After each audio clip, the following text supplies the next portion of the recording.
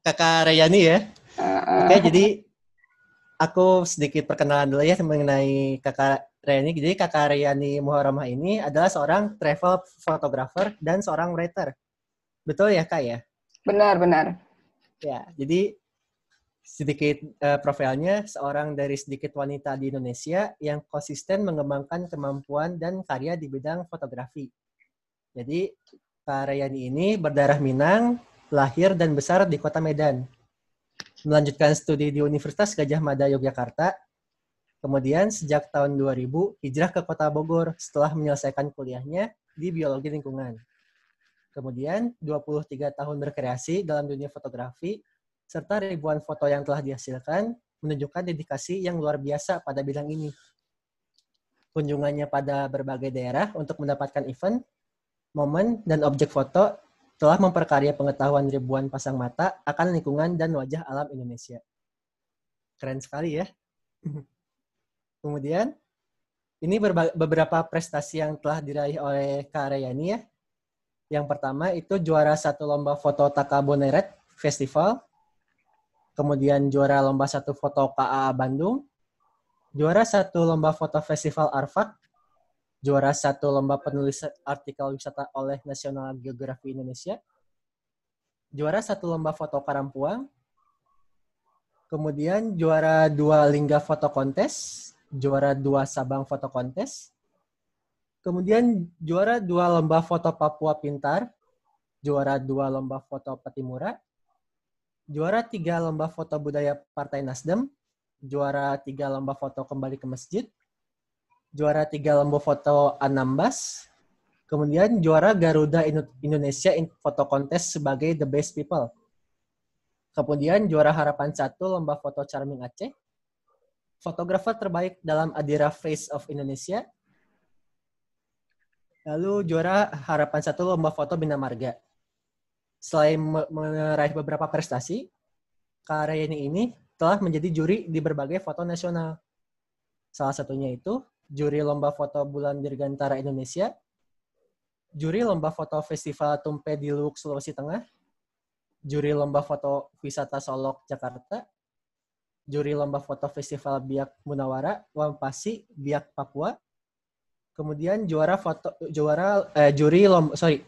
juri lomba foto Wiki Cinta Alam oleh Wikimedia. Itu juri yang pernah ini oleh Karyani ya. Kemudian kontributor foto dan artikel perjalanan di berbagai media antara lain Garuda Inflight Magazine, Sriwijaya Inflight Magazine, Kalstal Inflight Magazine, Transnusa Inflight Magazine, majalah Chip Foto Video, Express Air Inflight Magazine, Transnusa Inflight Magazine, majalah Travel Expos, majalah My Trip, majalah destinasi, dan beberapa majalah perbankan. Itulah salah satu prestasi juri dan kontributor foto oleh Karyani. Tidak ada yang kelewat ya, alhamdulillah Karyani ya. Ya, dilewatkan aja nggak apa-apa. Oh iya. Oke, jadi ya seperti yang telah Karyani bilang ya, jadi jika teman-teman atau kawan-kawan mempunyai beberapa pertanyaan, bisa langsung saja melewati chat ya. Di Zoom ini ada fitur chatnya. Kalau misalkan teman-teman mempunyai pertanyaan, jadi sambil mengalir saja ya, bisa ada langsung di fitur chat, langsung bertanya saja. Misalkan Kak, ini bagaimana bisa menghasilkan foto seperti ini, dan yang lain-lain kayak gitu ya. Oke, untuk dari saya sebagai moderator, untuk awal-awal segitu saja. Semangat, silakan dilanjutkan ke Kak Rayani ya.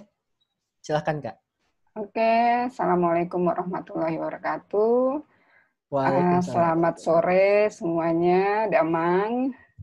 Alhamdulillah. Oke, ini kita waktunya juga sebenarnya nggak banyak ya. Terus juga saya juga tadinya juga agak bingung juga ini mau cerita mulai dari mana gitu ya. Karena kalau misalnya mau diceritain dari Indonesia semuanya tuh banyak banget gitu ya. Mungkin jadi dongeng aja nanti lama-lama akhirnya. Cuman di sini saya akan menceritakan sedikit pengalaman ya. Mungkin saya berbagi pengalaman aja selama saya memotret hingga kegiatan sehari-hari saya tuh seperti apa. Karena memotret ini juga awalnya sebenarnya cuma hobi ya, hobi dan akhirnya menjadi profesi sekarang seperti itu. Karena ini temanya apa tuh ya, capture destination. Jadi kalau misalnya dikatakan destination tuh udah banyak banget sebenarnya ya. Kalau Indonesia walaupun belum seluruh pelosoknya, tapi di 34 provinsi itu udah saya jalanin ya. Di 34 provinsi, kalau di luar negeri sih belum banyak, baru sekitar 14 atau 15 negara lah. Seperti itu. Tapi kalau di Indonesia udah, kalau di Bogor udah banget gitu ya. Jadi kalau misalnya ada yang tanya saya kemana dulu gitu, biasanya saya mulai itu dari rumah sendiri dulu ya, dalam arti saya berdomisili di mana. Jadi saya awalnya itu adalah berasal dari Bogor dulu gitu ya, tinggalnya di Bogor maksud saya sejak tahun 2000 itu. Nah dari tahun 2000 itu kemudian saya di Bogor dan tetap memotret baru terus muter-muter Bogor dulu karena waktu itu anak masih kecil-kecil ya. Kemudian ya luas sedikit Jawa Barat gitu kan. Jawa Barat atau keluar sedikit sih. Kalau misalnya dikatakan saya nggak mimpi sih sebenarnya bisa 34 provinsi itu rasa-rasanya dulu juga berpikir nggak mungkin deh gitu kan. Dengan mungkin kondisi saya ya sebagai ibu rumah tangga juga gitu kan, rasanya kayaknya nggak mungkin walaupun itu impian gitu kan, tapi semua itu juga berawal dari mimpi. Jadi akhirnya berkembang terus sedikit demi sedikit akhirnya selesai juga 34 itu, dan masih banyak tempat di Indonesia yang belum selesai yang mesti saya kunjungin gitu ya. Nah, kita mulai share aja dulu ya. Share Oke, ini saya ambil topik aja, topik global ya, travel fotografi, karena ini sebenarnya cangkupannya luas banget ya. Jadi kalau misalnya kan travel fotografi, foto apa? Semuanya bisa dikatakan gitu kan, semuanya gitu kan. Cuma di sini saya akan share bagaimana kita memanage waktu kita, misalnya karena kan kita misalnya traveling gitu enggak, ya ibaratnya jangan lupa pulang gitu kan, kecuali kita nggak terbatas waktu atau tidak ada kendala biaya, tidak terbatas waktu, mau dari kota A ke kota B lanjut, terus seperti itu ya, nomaden sih nggak masalah. Tapi kebanyakan dari kita kan kita terbatas waktu gitu, terbatas waktu untuk mengeksplor satu daerah. Seperti itu. Ini kalau misalnya teman-teman mau kontak saya di sosial media, semua sosial media saya itu menggunakan @rayanim gitu ya, jadi biar lebih mudah. Nah ini juga sebenarnya ya, kalau misalnya sebenarnya itu kita kan ini di fotografi itu sebenarnya seperti saya adalah fotografi itu sekarang adalah profesi. Nah profesi kalau misalnya kita karya kita supaya lebih mudah diketahui oleh misalnya rekan kerja, klien kita itu kan, nama kita itu jangan sulit dicari gitu kan. Misalnya klien kita tidak tahu nomor telepon kita, tapi di internet dia bisa search kita dengan mudah gitu kan. Jadi saya tidak ada nama alias, tidak ada menggunakan nama-nama lain. Jadi misalnya teman-teman ataupun klien mencari saya di internet itu dengan tinggal search di Google dengan kata Rayani, itu bisa muncul semua data saya di situ. Ya, jadi itu adalah salah satu juga mungkin cara kita untuk marketing profesi kita, karena profesi travel fotografi ini, fotografi itu adalah kita menghasilkan karya yang bisa mungkin dibutuhkan oleh rekan kerja ataupun klien kita, seperti itu salah satunya. Sehingga saya samakan semua itu ada Rayani agar nggak susah dicari. Cuman kalau membuat macam-macam juga susah nih, gampang dicari. Oke. Ya. Nah, ini saya katakan bahwa travel fotografi itu banyak banget ya. Mencakup, kalau saya list di sini ada sekitar ada 11 ya. Ada 11. Dan 11 itu pun sebenarnya kalau mau dirinci lagi itu banyak juga gitu kan. Banyak sekali gitu kan. Nah, terus bagaimana gitu, misalnya kita cuma punya waktu berapa hari sih kita untuk idealnya untuk mengeksplor gitu kan, nggak ada yang ideal gitu, karena tetap aja nggak pernah ada rasa cukup gitu kan, untuk kita memotret itu nggak pernah ada rasa cukup, 1 hari kurang, 2 hari kurang, 3 hari kurang, 4 hari kurang, mau 5 hari juga kurang, karena ya itu saya katakan Indonesia itu juga luas gitu kan. Itu hanya Indonesia, belum lagi kita ke negara-negara yang lain gitu. Indonesia aja belum, saya sekitar saya mulai berjalan itu 2011 awal, 2011 sekitar bulan-bulan Mei seperti itu. 2011 sampai sekarang itu sama 10 tahun itu juga ya baru selesai Indonesia masih kerak-keraknya aja bisa dikatakan gitu ya, belum semuanya selesai gitu kan. Jadi itu pasti membutuhkan waktu, mungkin dana juga, dan balik lagi kemauan. Tapi bagi saya katakan di sini tekankan, saya bukan orang yang kelebihan uang, kelebihan dana sehingga saya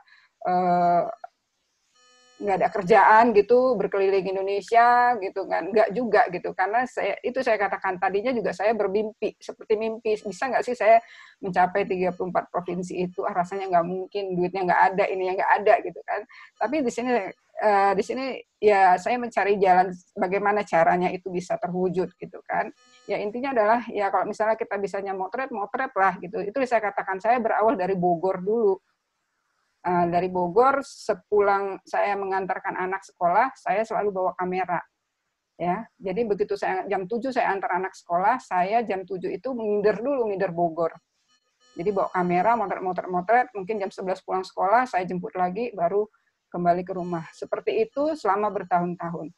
Sehingga akhirnya dulu sebenarnya saya ada punya website galeribogor.net. Cuman karena kemarin ada trouble, sehingga saya lupa bayar, bukan lupa bayar, tapi kecepatan mengeluarkan invoice, sehingga hitungannya menjadi telat bayar, sehingga itu terhapus tanpa saya sadar. Tapi nanti insya Allah saya buat lagi Galeri Bogor itu. Nah, Galeri Bogor itu sebenarnya adalah foto-foto saya yang berkeliling Bogor. Nah, dari itu kemudian saya buat website sendiri. Itu pun sebenarnya saya juga buat sendiri gitu, buat sendiri, tidak menyuruh orang, dan saya juga tidak tahu cara membuat website. Tapi zaman sekarang itu apa sih yang nggak bisa dipelajarin gitu ya. Prinsipnya gitu. Jangan lelah untuk belajar. Saya juga bukan mahasiswa lagi, bukan baru mahasiswa lagi, juga udah punya anak 2 gitu kan. Tapi bagi saya itu belajar itu tetap harus berjalan terus. Sehingga saya pelajari membuat website sederhana dari YouTube. Saya Google caranya seperti apa, beli domain, beli hosting, mendesain, segala macam, itu saya pelajarin sendiri, sehingga website Galeri Bogor dan Rayani.net itu saya buat sendiri, gitu kan. Walaupun ya ala kadarnya, gitu ya, ala kadarnya, tapi ya itu tadi saya katakan, kalau kita tidak mempunyai dana lebih, kita harus mandiri, seperti itu kan, mandiri, melakukannya sendiri, membuatnya sendiri. Nah, dari website galeribogor.net itulah kemudian nama saya dikenal orang, gitu. Karya-karya saya dilihat, sehingga mungkin dari stasiun TV, kemudian dari berita-berita nasional, itu kalau mau cari informasi tentang Bogor, itu carilah di galeribogor.net. Jadi itu dulu sekitar tahun-tahun 2006, 2007, 2002, sekitar 2012-an lah ya, 2010, itu menjadi acuan beberapa teman blogger, beberapa stasiun TV untuk mencari informasi objek wisata maupun upacara adat di Bogor. Nah, setelah itu kemudian muncullah tawaran-tawaran dari berbagai tempat untuk melakukan liputan, untuk melakukan pemotretan dari Pemda A, Pemda B, Pemda C, begitu kan. Bisa nggak Mbak untuk daerah kita difoto seperti itu, begitu kan. Ini ada acara ini nih, kita undang. Waktu itu saya mungkin belum dibayar, dalam arti belum dibayar dengan harga nominal khusus, tapi ibaratnya mereka tawarkan, oke Mbak, kita cover semua perjalanannya segala macam, tapi Mbak silakan fotoin acara kita, begitu. Jadi hanya barter itu aja dulu. Ya ibaratnya saya katakan, ya it's okay lah, saya punya tenaga, saya punya kemampuan, apa yang bisa saya lakukan. Seperti itu. Jadi baru kemudian ada permintaan untuk menulis gitu. Nah, menulis itu tahun 2007. Menulis itu pun sebenarnya bukan passion saya, tapi ya itu saya katakan semua harus dipaksakan walaupun tidak suka, dalam arti tapi selama itu positif gitu kan, selama itu baik, kita memang kadang-kadang harus memaksa diri gitu. Kita harus berusaha. Jadi sejak tahun 2007 itu saya menulis di media karena waktu itu belum banyak yang menulis. Jadi sebenarnya memang saya berawal dari fotografer dan kemudian menambah kemampuan di menulis, karena balik lagi zaman sekarang siapa sih yang nggak pegang kamera, siapa sih yang nggak megang bisa memotret dengan handphone atau dengan apapun, semua teman-teman pasti juga banyak melihat di lapangan semuanya pegang kamera. Tapi kalau kita tidak menambah nilai lebih dari diri kita akan sulit untuk bersaing. Menurut saya seperti itu. Sehingga saya memaksakan diri juga untuk menulis, karena menurut saya ini sinkron, walaupun ternyata tidak sinkron. Jadi saya ibaratnya memang semua harus dipaksakan. Dan banyak juga saya temuin para penulis yang kesulitan dalam memotret. Dan kebanyakan juga fotografer yang kesulitan dalam menulis, bahkan untuk mencari judul aja terkadang bingung gitu kan, seperti apa. Nah, jadi itu latar belakang saya akhirnya memilih travel fotografi. Apakah saya pernah memotret wedding misalnya? Pernah. Apakah saya pernah memotret anak-anak? Pernah. Tapi bagi saya itu semuanya terangkum semuanya dalam travel fotografi ini. Ya, jadi ibaratnya itu semua harus bisa dalam arti memotret untuk travel fotografi ini. Nah, contohnya nih people ya. Nah, ini salah satu saya masuk sendiri. Ini sekitar ya beberapa tulisan, foto dan tulisan saya di beberapa media gitu kan. Jadi sebenarnya ini apa sih kenapa saya juga ikut menulis itu tadi, saya ingin keliling Indonesia dengan biayanya dari mana gitu kan, awalnya seperti itu. Jadi saya barter untuk menulis. Jadi biaya menulis ini saya pakai lagi, saya keliling Indonesia. Kemudian saya dapat lagi bahan kan, saya buat lagi tulisan seperti itu terus menerus. Jadi memang selain saya dapatkan stok foto, saya punya cerita.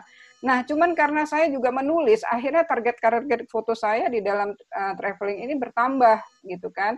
Jadi saya nggak harus misalnya saya hanya memotret pantai ini sebenarnya ke kota A, ke provinsi A. Tapi karena ada tuntutan saya menulis, saya juga harus memotret makanannya, saya harus memotret ikoniknya, saya memotret kehidupan orang sehari-hari, saya harus memotret rumah ibadahnya. Akhirnya seperti itu tuntutannya. Jadi kalau misalnya sekali berangkat itu memang lumayan rempong gitu ya target fotonya.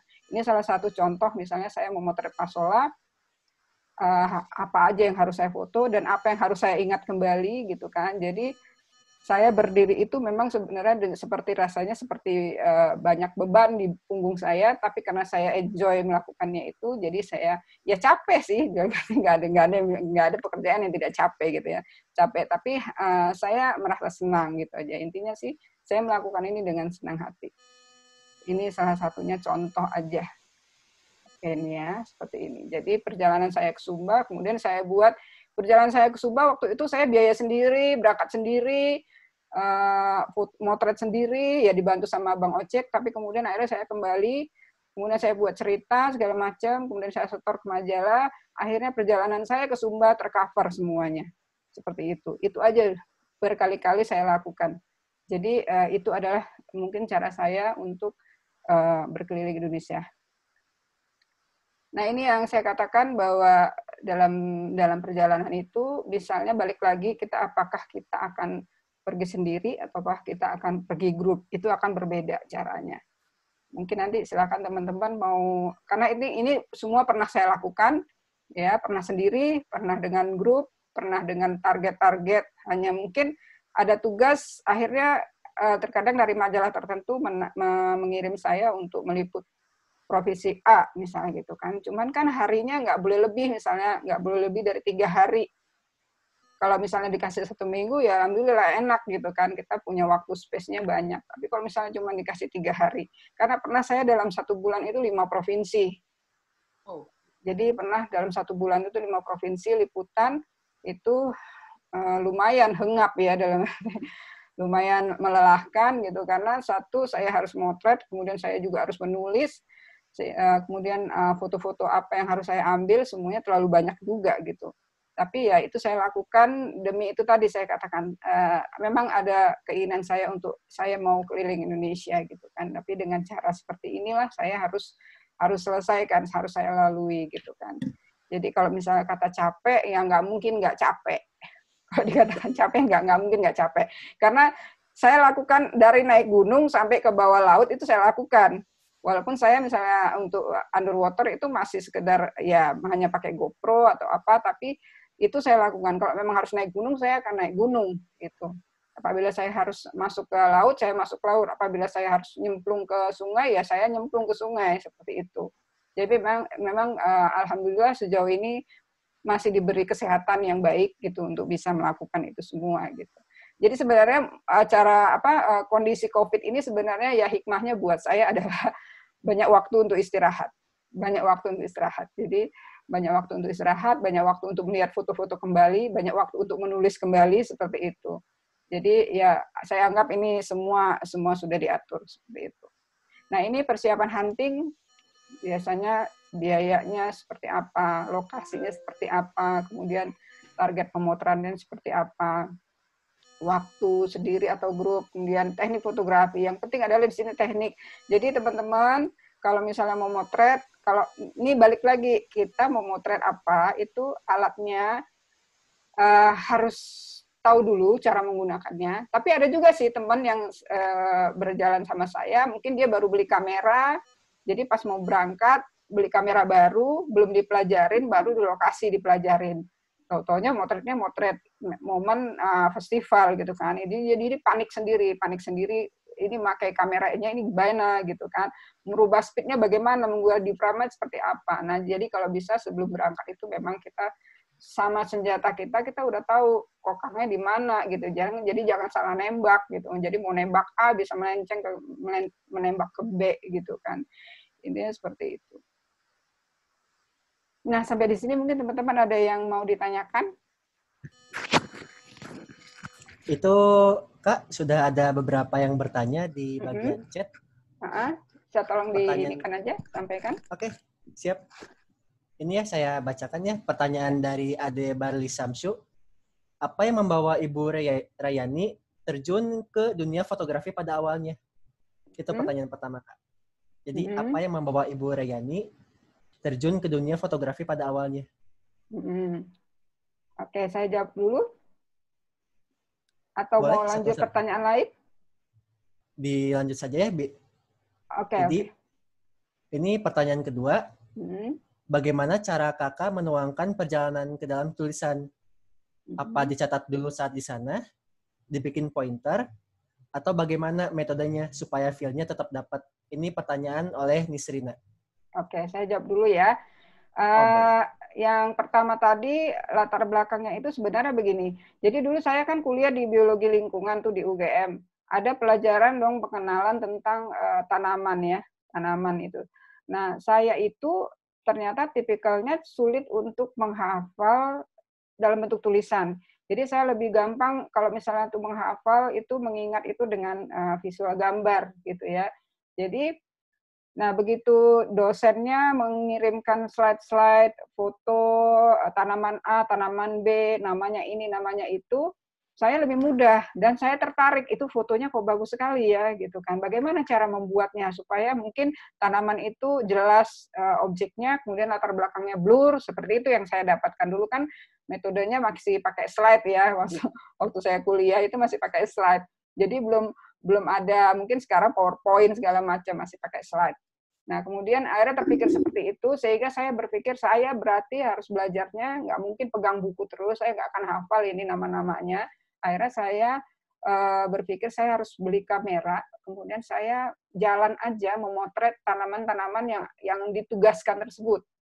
Nah, cuman saya berpikir lagi, oke, akhirnya saya bongkar tabungan, saat itu kan anak kos, bongkar tabungan, makanan yang harusnya 3 kali, dengan target misalnya 1 kali makan 10.000, saya kurangin jadi 6.000, seperti itu, agar demi untuk membeli kamera. Akhirnya terbeli kamera itu, kemudian tidak tahu cara memakainya, tapi kebetulan di kampus UGM itu dulu ada kegiatan mahasiswa unit fotografi, jadi saya masuk ke klub situ. Masuk ke klub fotografi di kampus. Nah, dari situ akhirnya tergali minat fotografi tersebut. Ya lebih enjoy lah, saya enjoy di fotografi itu. Jadi kuliahnya menjadi 2. Waktu itu saya juga kuliah 2, kuliah di UGM 1, kuliah di desain 1, dan akhirnya kuliah di fotografi juga 1. Saya anggap itu kuliah juga. Akhirnya keteteran, akhirnya saya lepas 1. Jadi hanya kuliah normal dan di fotografi saja.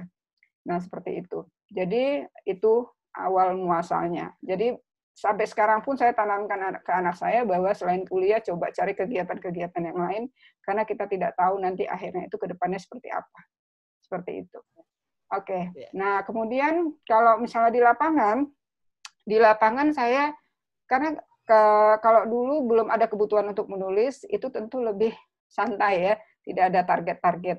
Tapi setelah ada kebutuhan untuk menulis, itu semua awalnya sih harus saya list. Jadi misalnya saya mau ke kota Manado gitu kan. Manado itu misalnya saya pergi sendiri, saya harus prepare lebih banyak. Tapi kalau misalnya sudah ada misalnya, oh ya Mbak, kita ada rekanan di sana, Mbak tinggal di bandara, kita jemput, kita antar blablabla, itu lebih enak. Tapi kalau misalnya kita ditugaskan untuk berjalan sendiri, kita benar-benar harus mandiri. Jadi dari bandara kemudian ke lokasi itu saya search dulu di Google. Jadi dalam arti, oke, di Manado itu objek wisatanya yang penting apa? Ikoniknya itu apa? Seperti itu harus saya catat.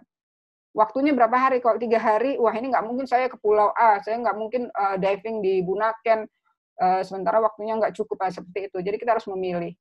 Nah, kemudian setelah mendapatkan foto, itu juga di-prepare, fotonya bagus sunset apa sunrise. Jangan sampai salah datang. Misalnya kalau misalnya di Bunaken itu ya sunset bagus, sunrise bagus, tergantung pengambilan. Tapi kalau misalnya kita ke Bali, kita sulit untuk mendapatkan foto sunset kalau di Sanur, karena Sanur itu posisinya matahari sunrise. Seperti itu. Jadi kita harus tahu seperti itu. Kalau misalnya ada waktu ya kita survei dulu. Lokasi A itu bagusnya datangnya pagi apa siang, apa malam. Kalau misalnya masih ada waktu. Kalau enggak, kita search dulu di Google, kita bisa lihat ini matahari dari mana, seperti itu, agar kita tidak salah datang. Kalau masjid-masjid misalnya, masjid-masjid seluruh di Indonesia, setahu saya itu semuanya dia menghadap ke timur. Jadi kita ngambil fotonya bagus pada saat pagi hari. Gitu. Tapi kalau misalnya kita mau ambil blue hour juga nggak masalah. Tapi kalau misalnya mau jelas ya pagi-pagi datangnya, seperti itu. Hal-hal seperti itu perlu kita perhatikan. Nah, kemudian seperti itu mungkin kemudian untuk tulisan ya saya catat biasanya kalau misalnya ada plang daripada saya mencatat misalnya repot, itu biasa saya foto. Saya foto misalnya ada tulisan ini masjid apa namanya, jalan apa, itu saya foto.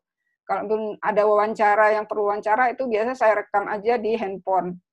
Atau kemudian kalau perlu dicatat, saya catat aja di handphone, seperti itu. Jadi nggak, ya kalau misalnya pakai pulpen, pakai kertas itu terlalu repot karena kita bawa kamera juga. Jadi biasanya semua saya catat di handphone, di note, seperti itu.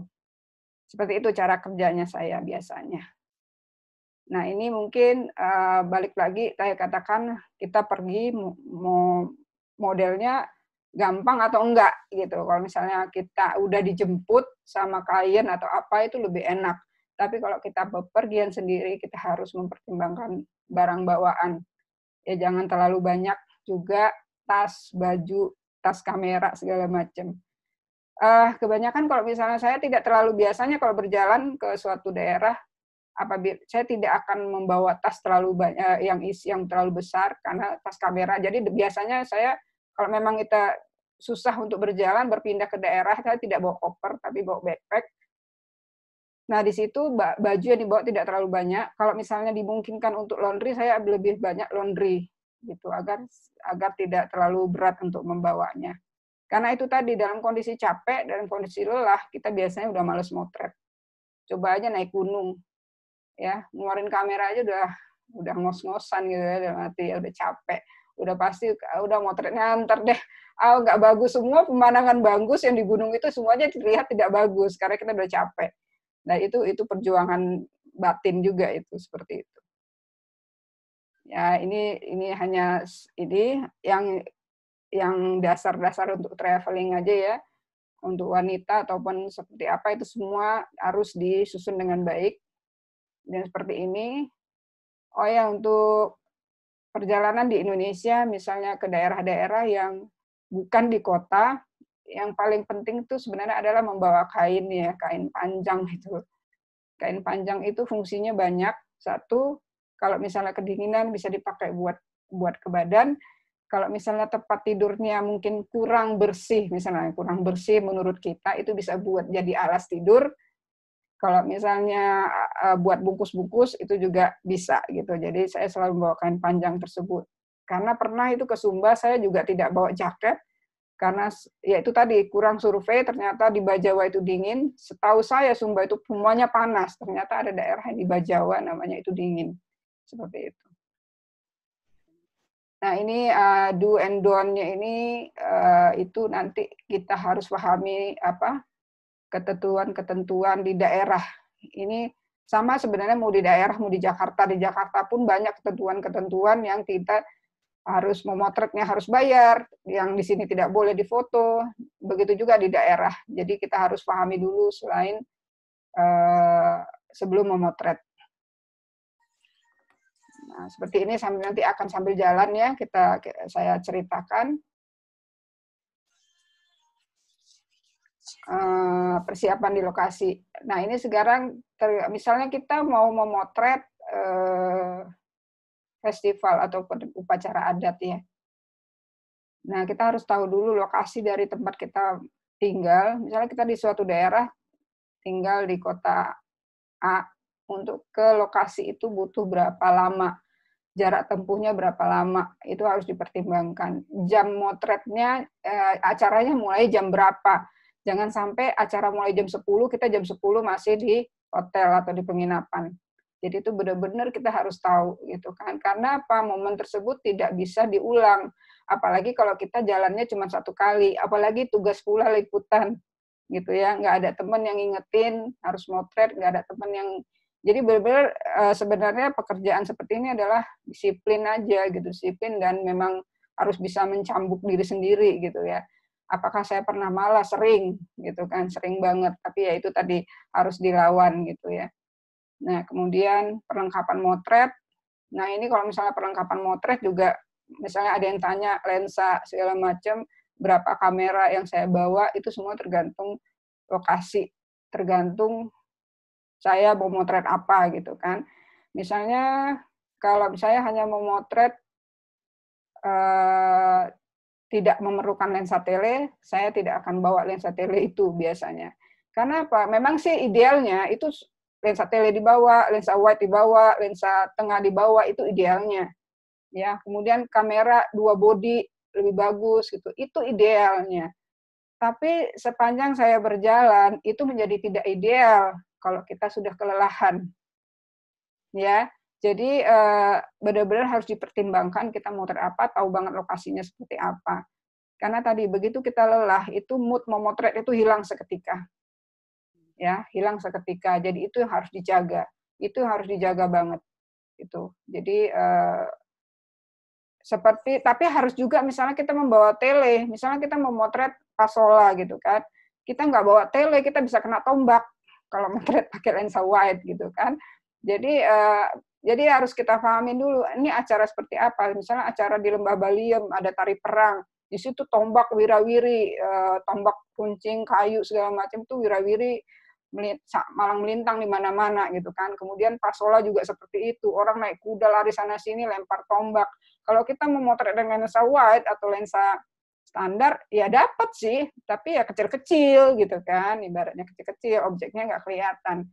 Tapi kalau misalnya seperti itu, ya kita harus wajib pakai lensa tele. Seperti itu. Terus kalau pertanyaannya lagi, terus kalau nggak punya lensa tele gimana? Ya coba cari objek yang tidak memotret harus dengan lensa tele. Ya, seperti itu aja jawabannya. Atau mungkin minjem sama teman, gitu kan. Minjem sama teman dulu, gitu kan. Jadi itulah fungsinya teman. Nah, seperti itu. Kemudian kesehatan, segala macam. Ini saya katakan, sehat itu mutlak banget. Untuk seorang travel photographer tuh sehat itu penting banget. Jadi itu kalau misalnya saya itu kelemahannya itu adalah minum es. Nah, kalau udah tahu kelemahannya minum es, seneng sih, tapi kalau minum es itu cepat drop, dalam arti cepat drop mungkin bisa batuk, bisa apa gitu karena udah amandelnya udah nggak ada gitu. Jadi agak daya tahan tubuhnya cepat drop kalau minum es, tapi selebihnya tidak. Walaupun kadang-kadang panas-panas habis motret, enak banget nih, seger banget diminum es, itu godaan banget, itu godaan paling luar biasa gitu kan. Ya, tapi habis itu ya besoknya bisa batuk, bisa nggak enak badan atau apa, itu yang harus disiplin sebenarnya. Itu godaan, ibarat saya katakan godaan setan banget gitu kan. Tapi ya berkali-kali dilanggar ya berkali-kali seperti itu biasanya. Jadi harus benar-benar harus tahan mental juga. Itu saya katakan mentalnya itu harus kuat. Kalau jangan ya jangan seperti itu. Jadi kemudian kalau misalnya masalah kostum sesuaikan aja dengan kondisi di lapangan, ya kondisi di lapangan seperti apa. Ya kalau perlu bercelana panjang silakan bercelana panjang. Kalau perlu topi mungkin jas hujan segala macam itu disesuaikan saja. Ya. Kalau masalah ini teknis mungkin teman-teman di sini sudah kuasai ya. Nanti kita bahas saja barengan sama contoh foto-fotonya. Ini contoh fotonya misalnya ini angle. Angle ini foto waktu di Manado. Ya, di Manado ini saya memotret. Ini karena berdasarkan search saya di Google itu ini foto ini adalah mempunyai sejarah. Nah, gitu ya. Mempunyai sejarah sehingga terus saya lihat cahayanya juga bagus. Akhirnya waktu itu saya sewa mobil kalau nggak salah ini. Nah, ini kemudian saya minta berhenti, kemudian saya foto. Kalau secara art, ibaratnya begitu ya, saya akan lebih suka ngambil yang kanan. Saya memerlukan foto horizontal dan vertikal. Kenapa? Karena kadang-kadang kalau di media dia butuh foto vertikal. Jadi nggak semua foto itu saya foto secara horizontal, tapi harus saya memilih ke yang vertikal juga. Satu bisa ada kemungkinan bisa aja nanti kan bisa di crop gitu kan. Ada baiknya kita prepare juga foto yang vertikal. Karena balik lagi kadang-kadang kebutuhan misalnya kebutuhan klien, kebutuhan majalah itu kita kadang-kadang nggak bisa duga gitu kan. Maunya yang seperti apa. Nah dari pemilihan angle seperti ini aja saya berpikir kalau untuk kebutuhan informatif, saya harus informatif. Misalnya di angle ini, ini atapnya ini tidak terlihat, ketutupan sama patungnya, gitu kan. Nah, sehingga saya harus berpikir bagaimana foto ini agar terlihat informatif, tidak tertutup. Saya harus bergeser ke kanan, sehingga saya ambillah angle seperti ini, sehingga atapnya ini kelihatan. Kalau di zoom itu ada gambar ayam. Kemudian patungnya juga kelihatan. Kemudian saya mendekat lagi, saya coba angle yang lain seperti itu. Jadi dalam satu objek biasanya saya memotret berbagai momen. Kemudian ada juga sesi, mungkin foto ini ada mungkin sekitar 15 saya ambil ya, hanya foto ini aja sekitar 15. Kemudian ada andong lewat, sekedar menunjukkan info bahwa di situ kendaraannya ada delman loh, ada andong seperti itu. Jadi sebenarnya kalau misalnya saya membuat foto travel itu bagaimana tanpa keterangan yang panjang orang bisa paham ini foto apa seperti itu. Itu kebutuhan yang biasa terjadi. Nah kemudian ini lagi misalnya saya mengambil objek foto benteng. Nah ini salah satu foto benteng di ada yang tahu ini di mana? Ini NTB. Di Ternate. Ternate. Ini benteng Toluco. Nah, ini saya begitu masuk, ini sore hari, jadi begitu saya landing siang, saya lihat cuaca bagus, langsung itu masih bawa, dari bandara langsung saya ke sini. Yaitu kalau misalnya kita terbatas waktu, kalau misalnya cuaca bagus, langsung dimanfaatkan. Sore ini saya bisa motret apa? Seperti itu. Jadi jangan dibuang-buang, jangan besok aja gitu, karena kita nggak tahu cuaca. Bisa jadi hari ini bagus, besok enggak. Padahal besok kita baru start. Seperti itu. Jadi itu penting banget namanya cuaca bagus, langsunglah dimanfaatkan. Kalau misalnya besok lebih bagus lagi, ya syukur alhamdulillah gitu kan. Tapi setidaknya kita udah dapatkan hari ini. Seperti itu. Jadi itu memang target-target yang harus kita dapatkan apabila kita traveling, memotret. Nah ini dalam satu benteng ini aja saya mengambil berbagai angle. Satu sisi saya harus memotret yang informatif, jadi bisa jadi mungkin orang harus perlu foto ada tulisan benteng Toluco-nya. Bisa jadi nggak perlu. Bisa jadi orang mau tahu nih dalamnya seperti apa, di tengahnya seperti apa. Nah, kemudian tampak depannya seperti apa, dari bawah seperti apa, dari atas seperti apa. Jadi kebayang nggak, misalnya saya jalannya kemana aja nih satu benteng. Ya, begitu pintu masuk, saya ke kiri, ke kanan dulu, ambil, kemudian berjalan mendekat, foto lagi, kemudian naik, motret lagi, masuk ke dalam, foto lagi, kemudian kalau bisa turun-turun, kalau bisa kita naik-naik. Jadi udah pasti naik turun itu udah pasti ya. Jadi saya anggap itu olahraga aja gitu kan, olahraga. Jalan kaki ya, kakinya harus kuat sebagai travel photographer ya. Jogging Kakinya terus harus ya, kuat. Kak? Iya, ya, itu keliling terus. Jadi sehari itu bisa saya kok misalnya berjalan diikutin jalan kaki itu bisa sampai 20 kilo. Jalan kaki kalau misalnya motret, kok memang itu perlu jalan kaki. Nah, kemudian ya seperti ini, salah satu cara saya bekerja meliput satu benteng aja, gitu kan. Nah, ini kalau misalnya ada orang, ini kebetulan lagi nggak ada orang, karena di Ternate itu ternyata juga nggak rame pada saat ini orang masuk ke benteng, karena bukan hari Minggu. Nah, untuk di daerah biasanya saya menghindari datang hari Minggu, karena hari Minggu biasanya ramai pengunjung. Ada sisi kita diuntungkan oleh pengunjung, ada sisi yang tidak menguntungkan bagi kita untuk memotret, gitu kan. Jadi kalau misalnya untuk foto seperti ini, saya sebenarnya tidak menginginkan banyak pengunjung. Jadi ini buat saya adalah kondisi yang pas dari cuaca, dari posisi saya datang tidak hari Minggu. Nah, kalau misalnya untuk travel fotografi yang membutuhkan kondisi rame, ya kita harus menunjukkan rame gitu. Jadi misalnya ada pantai yang rame sekali, kalau dalam untuk liputan majalah itu kita harus foto keramaian itu gitu kan. Jadi balik lagi tujuannya, ambil foto itu untuk apa gitu, untuk stok foto, untuk liputan majalah, untuk motret secara art kita, atau motret yang kesukaannya kita. Jadi banyak kepentingan sebenarnya dalam satu datang. Jadi berbagai angle bisa saya ambil seperti itu. Nah, di sini tetap teknik-teknik fotografi tetap saya pakai. Ini kebetulan saya hanya membawa lensa wide. Ini lensa 12-24. Gitu ya. Jadi dia terlihat wide, tapi untuk memotret landscape maupun museum, bangunan itu bagi saya udah cukup gitu kan. Pada saat ini saya bawa tele nggak ya? Pada saat ini saya nggak bawa tele waktu ke Ternate Tidore. Ini perjalanan saya juga sendiri.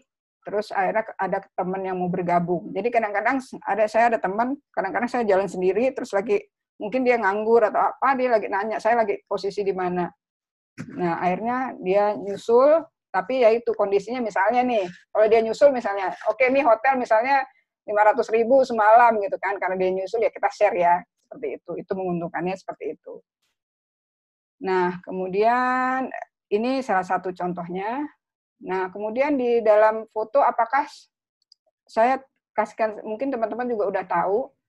Nah, dalam kondisi kita terbatas waktu, terkadang kita untuk mengkomposisikan, untuk mengatur supaya foto itu bagus, dan ini yaitu kondisi kita dalam kondisi terburu-buru dan dalam jangka waktu 2 hari kita harus ambil foto A, B, C, D, E. Karena kita udah nggak bisa dalam kondisi lama di suatu daerah, di suatu tempat gitu kan.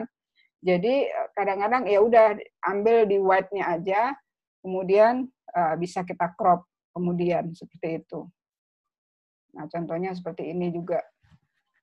Ya kan? Jadi bagian atasnya ini terlalu besar sehingga saya coba crop supaya mata kita lebih terlihat. Tapi kebanyakan sih saya biasanya motret ya sudah apa adanya di kamera aja gitu. Tapi kadang-kadang itu ada kondisi sulit yang misalnya horizonnya miring atau seperti apa itu kita perlu crop juga. Seperti itu. Nah, ini kita memotret people ya. Ini yang unik ini adalah sebenarnya kenapa saya tampilkan ini foto saya tahun 2015 ya. Ini foto di Lombok ya, di kampung adatnya. Kemudian saya kembali lagi tahun 2020, saya cari lagi nih nenek. Jadi ini 2015, ini 2020. Ternyata masih ada gitu kan. Jadi saya lupa namanya siapa, tapi pada saat saya ke sana, saya masih nyimpan foto yang 2015, saya cari ke beberapa orang di sana, kenal nggak nenek ini, dia di kampung apa, karena pada saat itu saya juga lupa dia di kampung mana gitu kan.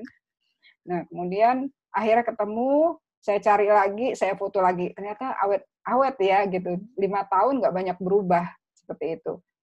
Nah, untuk kita memotret seperti ini, ya balik lagi kita perlu komunikasi satu ya. Jadi kalau memang si neneknya ini bisa diajak komunikasi, kita bisa ajak komunikasi supaya tidak kaku, kita bisa bercanda-bercandain dia. Jadi memang itu saya katakan tadi etika memotret ataupun adabnya dalam memotret itu ya bisa sih hit and run gitu ya misalnya ya. Cuman akhirnya kita tidak mendapatkan ekspresi-ekspresi yang kita inginkan gitu kan. Ya bisa aja Bang, misalnya pakai tele dari jauh, kita males komunikasi atau nggak ada waktu untuk komunikasi, ya itu saya katakan hit and run gitu kan.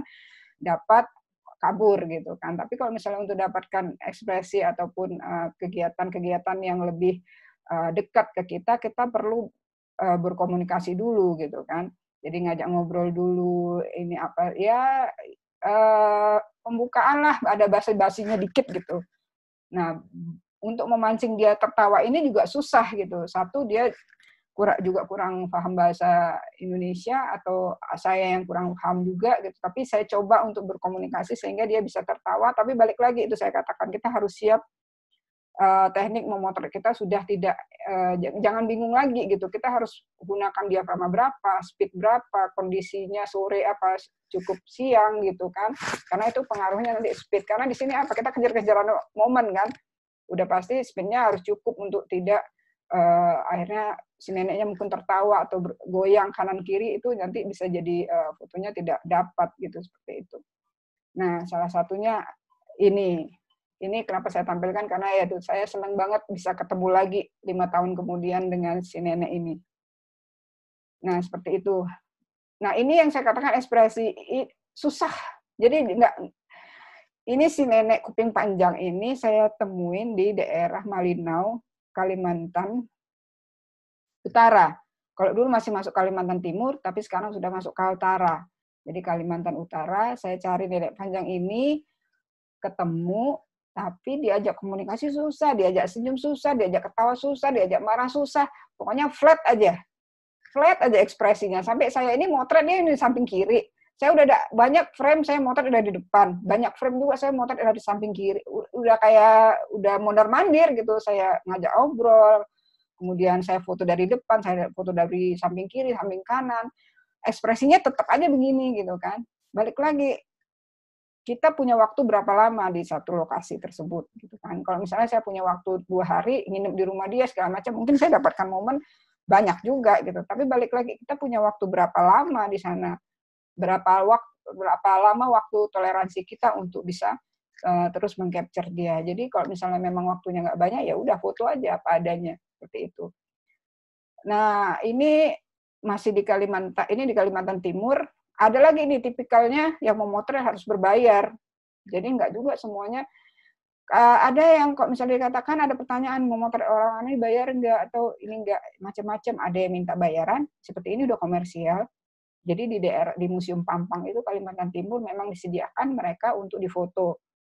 Tapi nenek-nenek ini tidak bayar, tapi kemudian saya belikan kopi dan gula seperti itu. Jadi macam-macam. Kok mungkin kalau di Papua kita beri pinang, kita beli rokok seperti itu. Jadi kalau di Pampang ini udah sangat komersial, ya. Hitungannya bukan satu orang dibayar berapa, tapi satu frame, ya. Jadi kita nggak boleh motret salah. Motret salah, ngulang lagi, bayar lagi.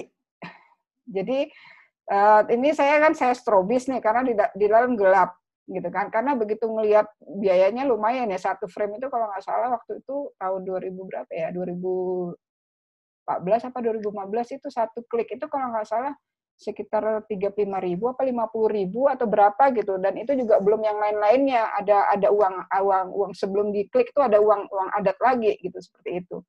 Jadi akhirnya triknya saya letakkan teman saya di sini, udah saya hitung strobisnya, fokusnya, jadi harus sekali jepret jadi. Itu juga ini saya motret ada 10 atau ada berapa gitu untuk memotret si nenek ini, seperti itu.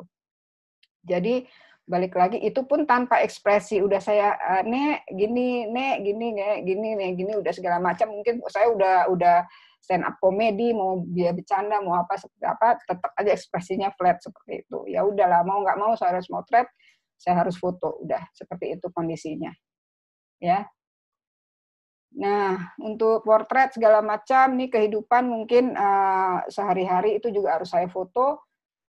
Nah, misalnya ini di Lok Baintan, balik lagi bagaimana cara ke Lok Baintan kita harus paham sekali karena ini kalau kita kesiangan pasarnya bubar, ya. Jadi kita harus paham, ini hanya sampai jam 9 pagi pasarnya. Jadi kalau kita datang jam 8, ya udah pada balik gitu. Jadi benar-benar sebelum matahari terbit kita udah sampai di lokasi ini. Harus naik perahu juga. Kalau misalnya kita mau irit biaya, ada dia kalau dia hari Sabtu apa hari Minggu itu ada yang reguler bawa penumpang ya pelancong gitu ya, turis. Tapi kalau misalnya kita mau ini, kita sewa perahu sendiri seperti itu, atau mungkin kita sama teman-teman bisa share seperti itu. Jadi kondisi ke Lok Baintan ini juga kita harus tahu jam-jamnya yang pas itu jam berapa datangnya. Nah, ini juga di Banjarmasin, yang ini juga di Banjarmasin, anak sekolah. Jadi udah pasti kita tidak boleh lebih kalah cepat sama anak sekolah kalau mau motret anak sekolah, gitu kan.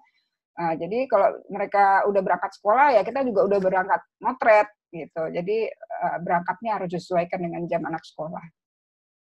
Nah, kemudian ini di Banjarmasin, kemudian ini di Flores, kemudian ini di Sumba. Jadi kehidupan masyarakatnya sehari-hari itu di dalam travel fotografi itu juga harus saya foto. Nah, dari sebenarnya kebayang mungkin sama teman-teman bahwa dari satu lokasi aja saya bisa menuliskan mungkin berbagai macam topik. Kalau misalnya saya rajin, misalnya satu lokasi ini bisa saya buat satu tulisan, satu lokasi ini bisa buat satu lukisan gitu, satu tulisan gitu kan. Bisa dikatakan itu buat keliling Indonesia cukup gitu kan, dalam arti bisa seperti itu gitu kan. Tapi balik lagi saya bilang saya sendiri juga kadang memang harus dipaksa. Tapi apapun itu kalau misalnya dipaksa hasilnya bagus ya kenapa enggak gitu ya. Seperti itu. Nah, ini contoh di Baduy, misalnya kita ke Baduy, kita mau apa aja sih? Satu, tipikal orangnya, portretnya, balik lagi kegiatannya. Kemudian alamnya seperti apa. Kemudian ada kegiatan penduduknya itu seperti apa. Ini Baduy luar ya, karena Baduy dalam nggak boleh difoto. Ini adalah perbatasan antara Baduy luar dengan Baduy dalam. Nah, biasanya guide-nya udah kasih tahu batas jembatan ini adalah masuk Baduy dalam. Jadi udah nggak boleh difoto lagi. Jadi kalau misalnya ada foto-foto di luar itu masih ada fotonya, itu adalah foto Baduy luar. Seperti itu. Tapi kita boleh masuk ke Baduy dalam, tapi tidak boleh ambil foto gitu. Ya ikutin aja gitu. Walaupun banyak saya lihat yang curi-curi sih banyak gitu kan. Tapi buat apa sih gitu kan? Nah, kemudian seperti ini. Jadi yang kita ambil adalah kehidupannya mereka seperti apa, tipikal rumahnya seperti apa, tipikal alamnya seperti apa. Itu bisa dikatakan wajib gitu.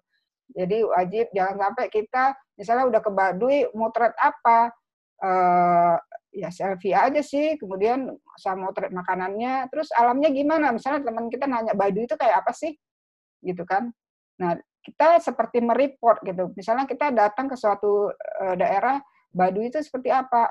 Tipikal orangnya seperti ini loh, pakai tutup kepala seperti ini, bajunya seperti ini, wajahnya seperti ini. Kemudian ibu-ibunya ngapain? Bertenun. Rumahnya bagaimana? Rumah di kampungnya modelnya rumahnya seperti ini. Alamnya seperti apa? Seperti ini. Itu aja sebenarnya udah cukup informatif gitu. Jadi nggak usah terlalu mungkin harus ini ya. Kalau misalnya kita bisa mendapatkan informasi lebih banyak lebih bagus gitu. Tapi minimal ini harus kita dapatkan. Kemudian ini di suatu daerah balik lagi kita harus pahamin apa sih UMKM istilahnya sekarang ya, UMKM ataupun pengrajin daerahnya itu seperti apa. Kalau ini saya foto akhirnya saya juga baru tahu dulu itu tahun 2007 apa 2008 itu ada pembuat gong ternyata di Bogor. Ya, setelah saya motret begini ya akhirnya banyak juga teman-teman yang juga ikut akhirnya memotret karena memang kurang diekspos. Nah, kemudian ya seperti ini mungkin Lombok dengan kain-kain tenunnya. Kemudian ini di Palembang dengan kain songketnya, membuat songket. Nah, kemudian ini membuat bonang seperti apa. Jadi itu juga termasuk di dalam travel fotografi. Ya, luas banget ya, gitu ya, luas sekali gitu kan. Jadi kebayang kalau misalnya saya dikasih dilempar ke Palembang, cuman punya waktu 3 hari, gerabak-gerubuknya kayak apa gitu kan. Ya paling dapatnya kota-kota aja. Seperti itu. Nah ini misalnya kita dilempar ke harus memotret di pasar gitu kan. Balik lagi, jangan sampai kita kesiangan. Pasarnya pasar pagi, pasar sore, pasar malam gitu kan. Pasar pagi pun terbagi, kadang-kadang ada yang mulai jam 1, jam 2, jam 3 pagi gitu kan. Jangan sampai salah datang. Dan kalau di daerah biasanya di daerah-daerah agak dalam itu hari pasarnya tidak tiap hari.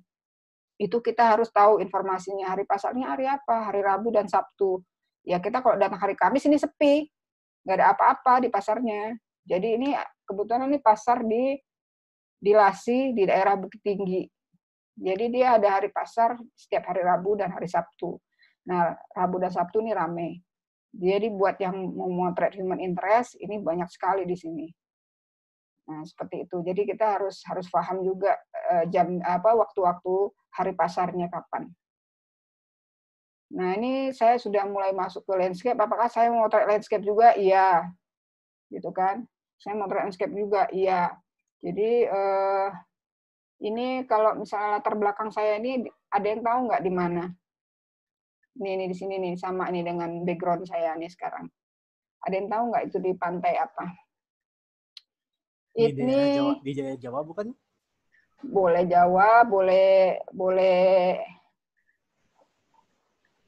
ini di mana aja. Jadi kemarin saya asal-asal comot aja masukin yang ketemu di laptop. Nah, ini di pantai Lasiana di Kupang. Kemudian ini air terjun ONSU di Kupang juga. Ini pantai Kolbano di Kupang juga. Ini udah pasti tahu semua, Raja Ampat. Ini juga mungkin udah tahu semua. Ini di Batu Bolong di Bali.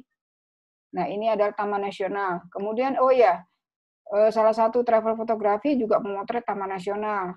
Ya, taman-taman nasional itu ada 55 dan saya baru sekitar 30 taman nasional. Masih ada sekitar 20-an taman nasional yang saya belum kunjungin.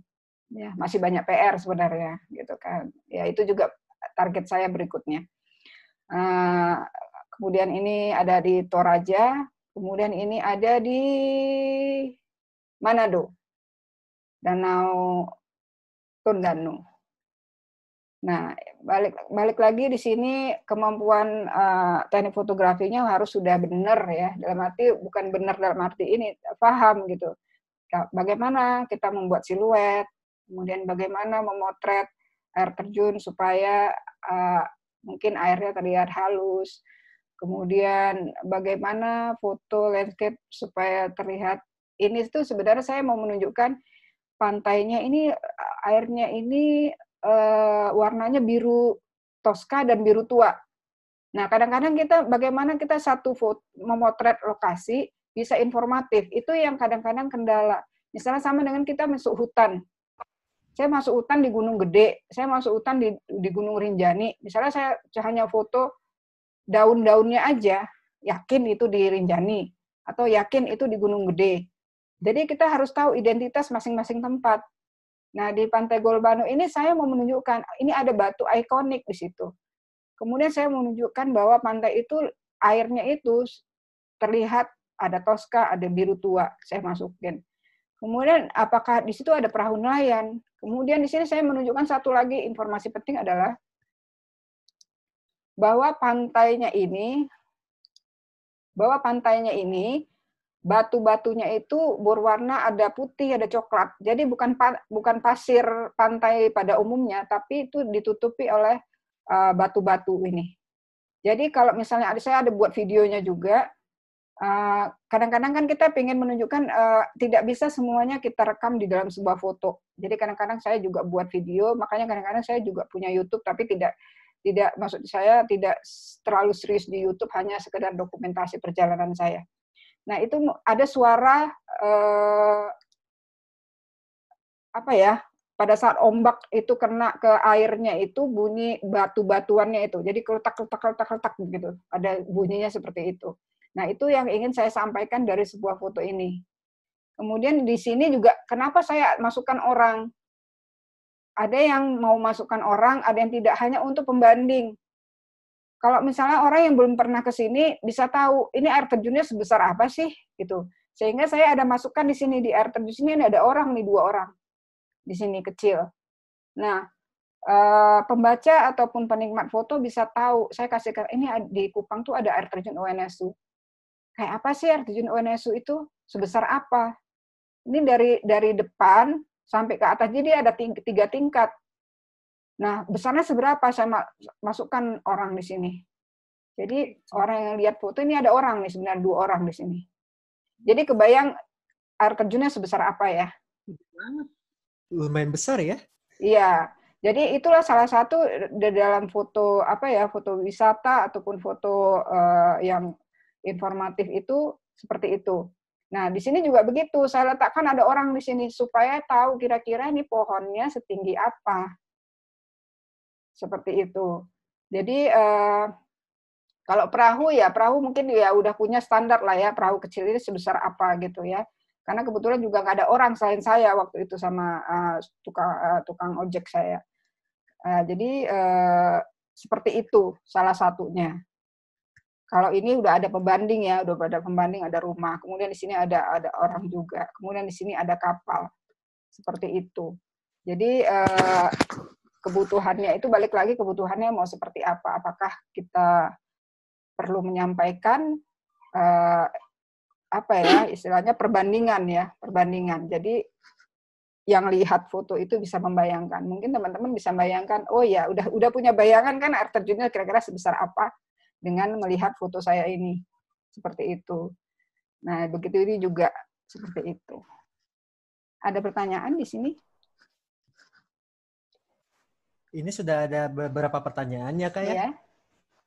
Ini saya bacakan ya. Masih nyambung dengan yang tadi tentang peralatan. Ini pertanyaan dari Ade Barli Samsyu. Kalau lihat apa yang harus Ibu lakukan, mungkin perlu juga membawa asisten atau mitra kerja. Bagaimana mempertimbangkan kerja sendiri atau bawa asisten atau mitra? Oh gitu. Oke, saya jawab langsung ya. Oh, boleh. Oke. Itu balik lagi. Kadang saya ditugaskan untuk liputan itu bisa jadi hanya saya sendiri, ya. Kemudian ada juga dibarengin, misalnya tugas saya apa? Saya hanya motret aja. Penulis udah barengan berdua, jadi tugas saya lebih ringan, gitu kan? Tidak harus menulis. Tapi bukan berarti juga karena saya tidak ditugaskan menulis, apakah saya juga tidak mencatat informasi? Tetap aja bisa jadi saya dibutuhkan untuk menulis di tempat yang lain, seperti itu. Cuman pada saat saya berangkat itu, pekerjaan saya hanya memotret. Tapi sering juga semuanya, ibaratnya semuanya saya gitu kan. Yang motret saya, yang jalan saya, yang nulis saya. Jadi lebih seringnya begitu. Tapi balik lagi, ya itulah saya katakan kalau tidak dengan begini, saya mungkin tidak keliling Indonesia. Hanya itu yang saya tanamkan di kepala saya. Bahwa sesuatu itu memang tidak mudah. Gitu kan, bahwa sesuatu memang tidak mudah, sesuatu memang ya jalannya memang harus saya lakukan seperti ini, gitu. Jadi ya mau nggak mau saya harus jalanin, gitu. Jadi ibaratnya capek, iya pasti capek, tapi saya senang, gitu. Saya senang melakukannya, saya senang, gitu kan. Ya itu kalau misalnya pulang, misalnya dari perjalanan saya happy, gitu kan. Begitu sampai di rumah baru, aduh harus nulis ya, deadline kapan, deadline itu dicatat. Jadi kalau misalnya di laptop saya itu biasanya udah ada tempelan banyak, bahwa tulisan ini Ambon misalnya, deadline tanggal sekian, Aceh deadline tanggal sekian, saya akan urutin berdasarkan deadline terdekat, seperti itu. Nah kemudian happy nggak? Ya saya pasti happy aja gitu. Buktinya juga banyak juga foto-foto selfie saya. Nah itu yang lucu nih foto selfie, masalah foto selfie. Kalau dulu ada istilah fotografer itu pantangan ya, ibaratnya pamali banget tuh buat selfie. Dulu ada, kita di antara fotografer itu ada prinsip seperti itu. Malu-maluin lah fotografer kok selfie gitu kan. Tapi sekarang kan karena ada sosial media ini kayaknya orang-orang pada pengen foto di lokasi kan gitu. Akhirnya ikut-ikutlah saya seperti itu.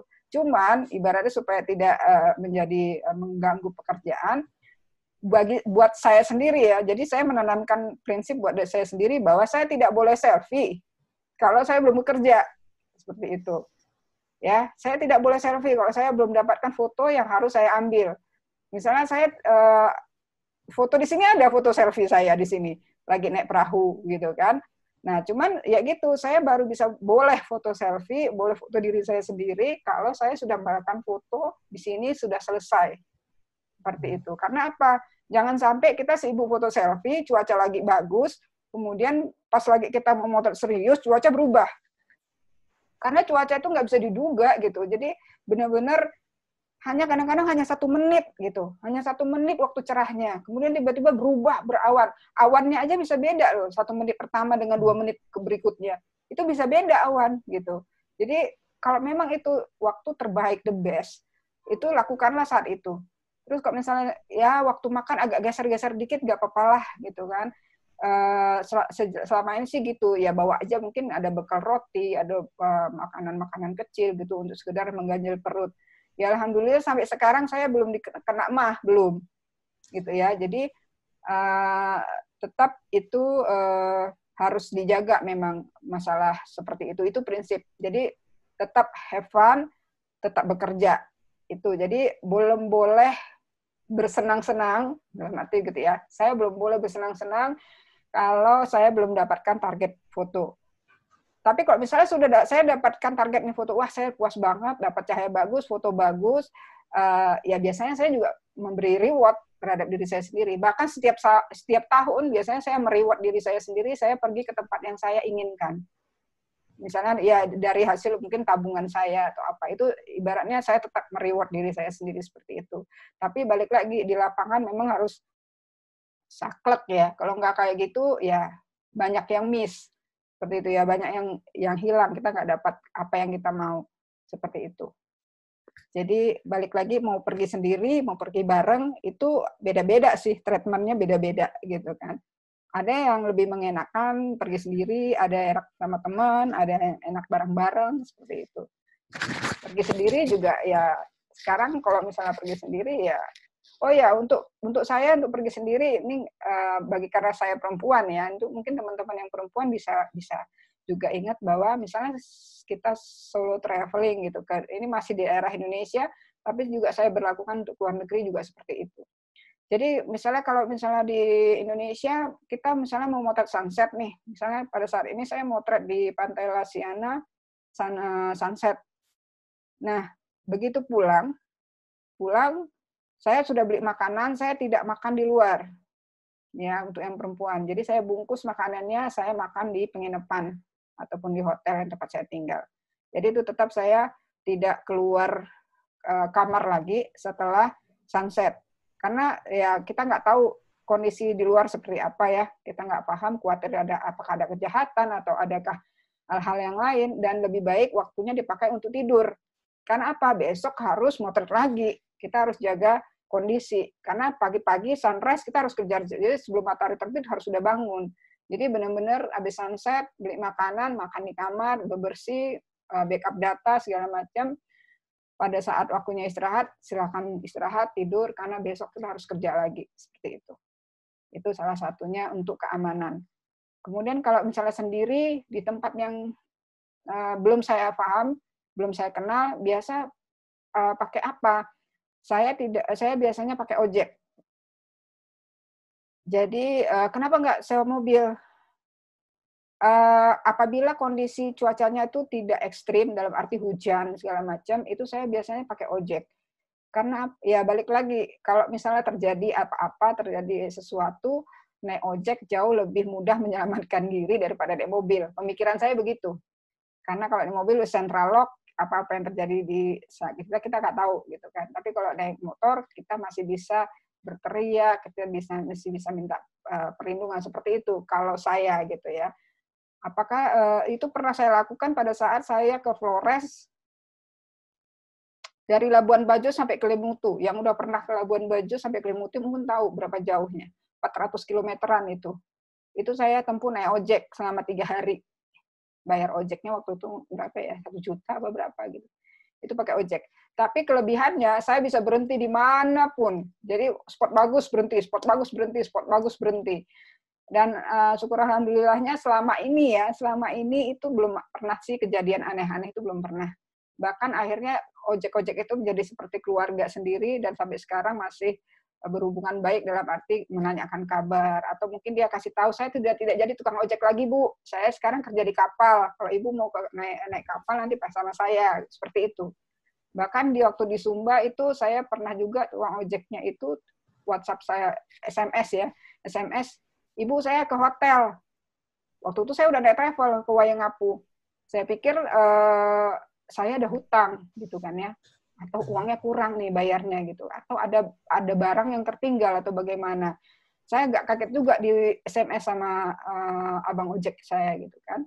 Ternyata dia bukan mau minta uang tambahan atau apa, tapi dia sebelum saya pulang meninggalkan kota Sumba itu, pada saat itu saya di Sumba Barat, saya mau ke Sumba Timur, jadi naik travel. Jadi dia datang ke hotel saya nginep itu, dia mau ngasih kain ke saya. Jadi dia mau ngasih kain sebagai kenang-kenangan, gitu kan. Saya mau kasih kain buat Ibu, katanya gitu kan. Tapi saya sampai di hotel, Ibu sudah berangkat, katanya. Wah, itu saya rasanya gimana gitu ya. Saya bilang makasih banyak, gitu kan. Ya seperti itu. Jadi yang ada adalah mungkin hubungan baik gitu ya, hubungan baik dengan saya katakan rekan kerja saya di lapangan seperti itu. Ya syukur alhamdulillah sih sejauh ini tidak ada mungkin kalau barang-barang, kalau kamera segala macam jatuh, hilang atau apa belum ada, dan semoga. Kalau handphone pernah jatuh sekali sih, jatuh sekali itu juga ya sesuatu hal yang saya pikir konyol gitu kan, jatuhnya itu karena terlalu hati-hati, saya masukkan ke dalam tas, ternyata tasnya itu resletingnya saya cantolin sarapan pagi, karena motornya sunrise belum sempat sarapan kan, jadi saya bungkus ke suatu pulau, saya cantelin di resleting, ternyata resletingnya itu narik tas kamera saya di belakang, sementara di situ saya masukkan handphone. Tapi handphonenya masih berjalan, cuman retak aja LCD-nya, itu aja sih.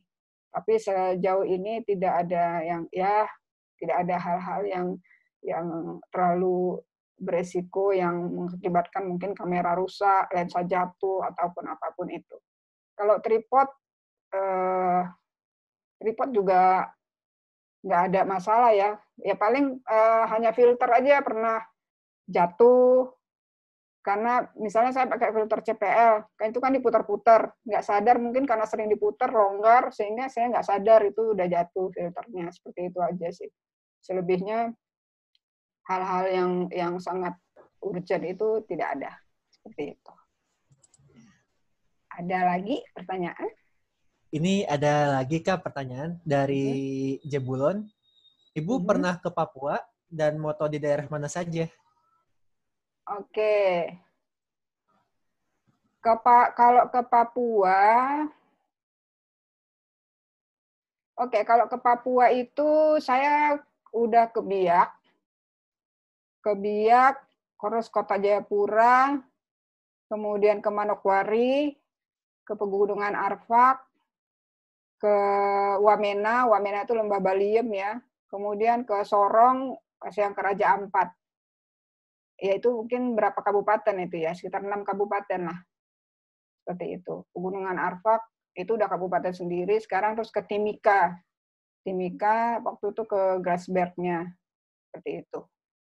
Jadi kalau Papua itu yang pengen saya datangin itu salah satunya ke Nabire. Nabire itu saya ingin ke sana tapi belum. Dan lucunya saya belum ke Merauke. Jadi kalau saya nyanyi masih dari Sabang sampai Jayapura ya. Jadi belum ke Merauke. Karena Sabangnya udah, Jayapuranya belum gitu kan. Papuanya sih udah, tapi kan Merauke-nya belum. Padahal dari Jayapura itu tinggal 1 kali penerbangan ya. Kalau ditarik garis lurus itu Jayapura itu di atas, di Merauke itu tinggal ke bawah gitu. 1 garis lurus gitu kan. Ya next time lah waktunya dicari lagi. Saya harus itu target juga itu mau ke Merauke. Biar saya nyanyinya enak dari Sabang sampai Merauke. gitu.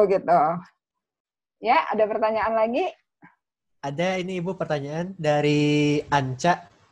Peluang bisnis travel fotografi di era 4.0 menurut Kak Reyani gimana?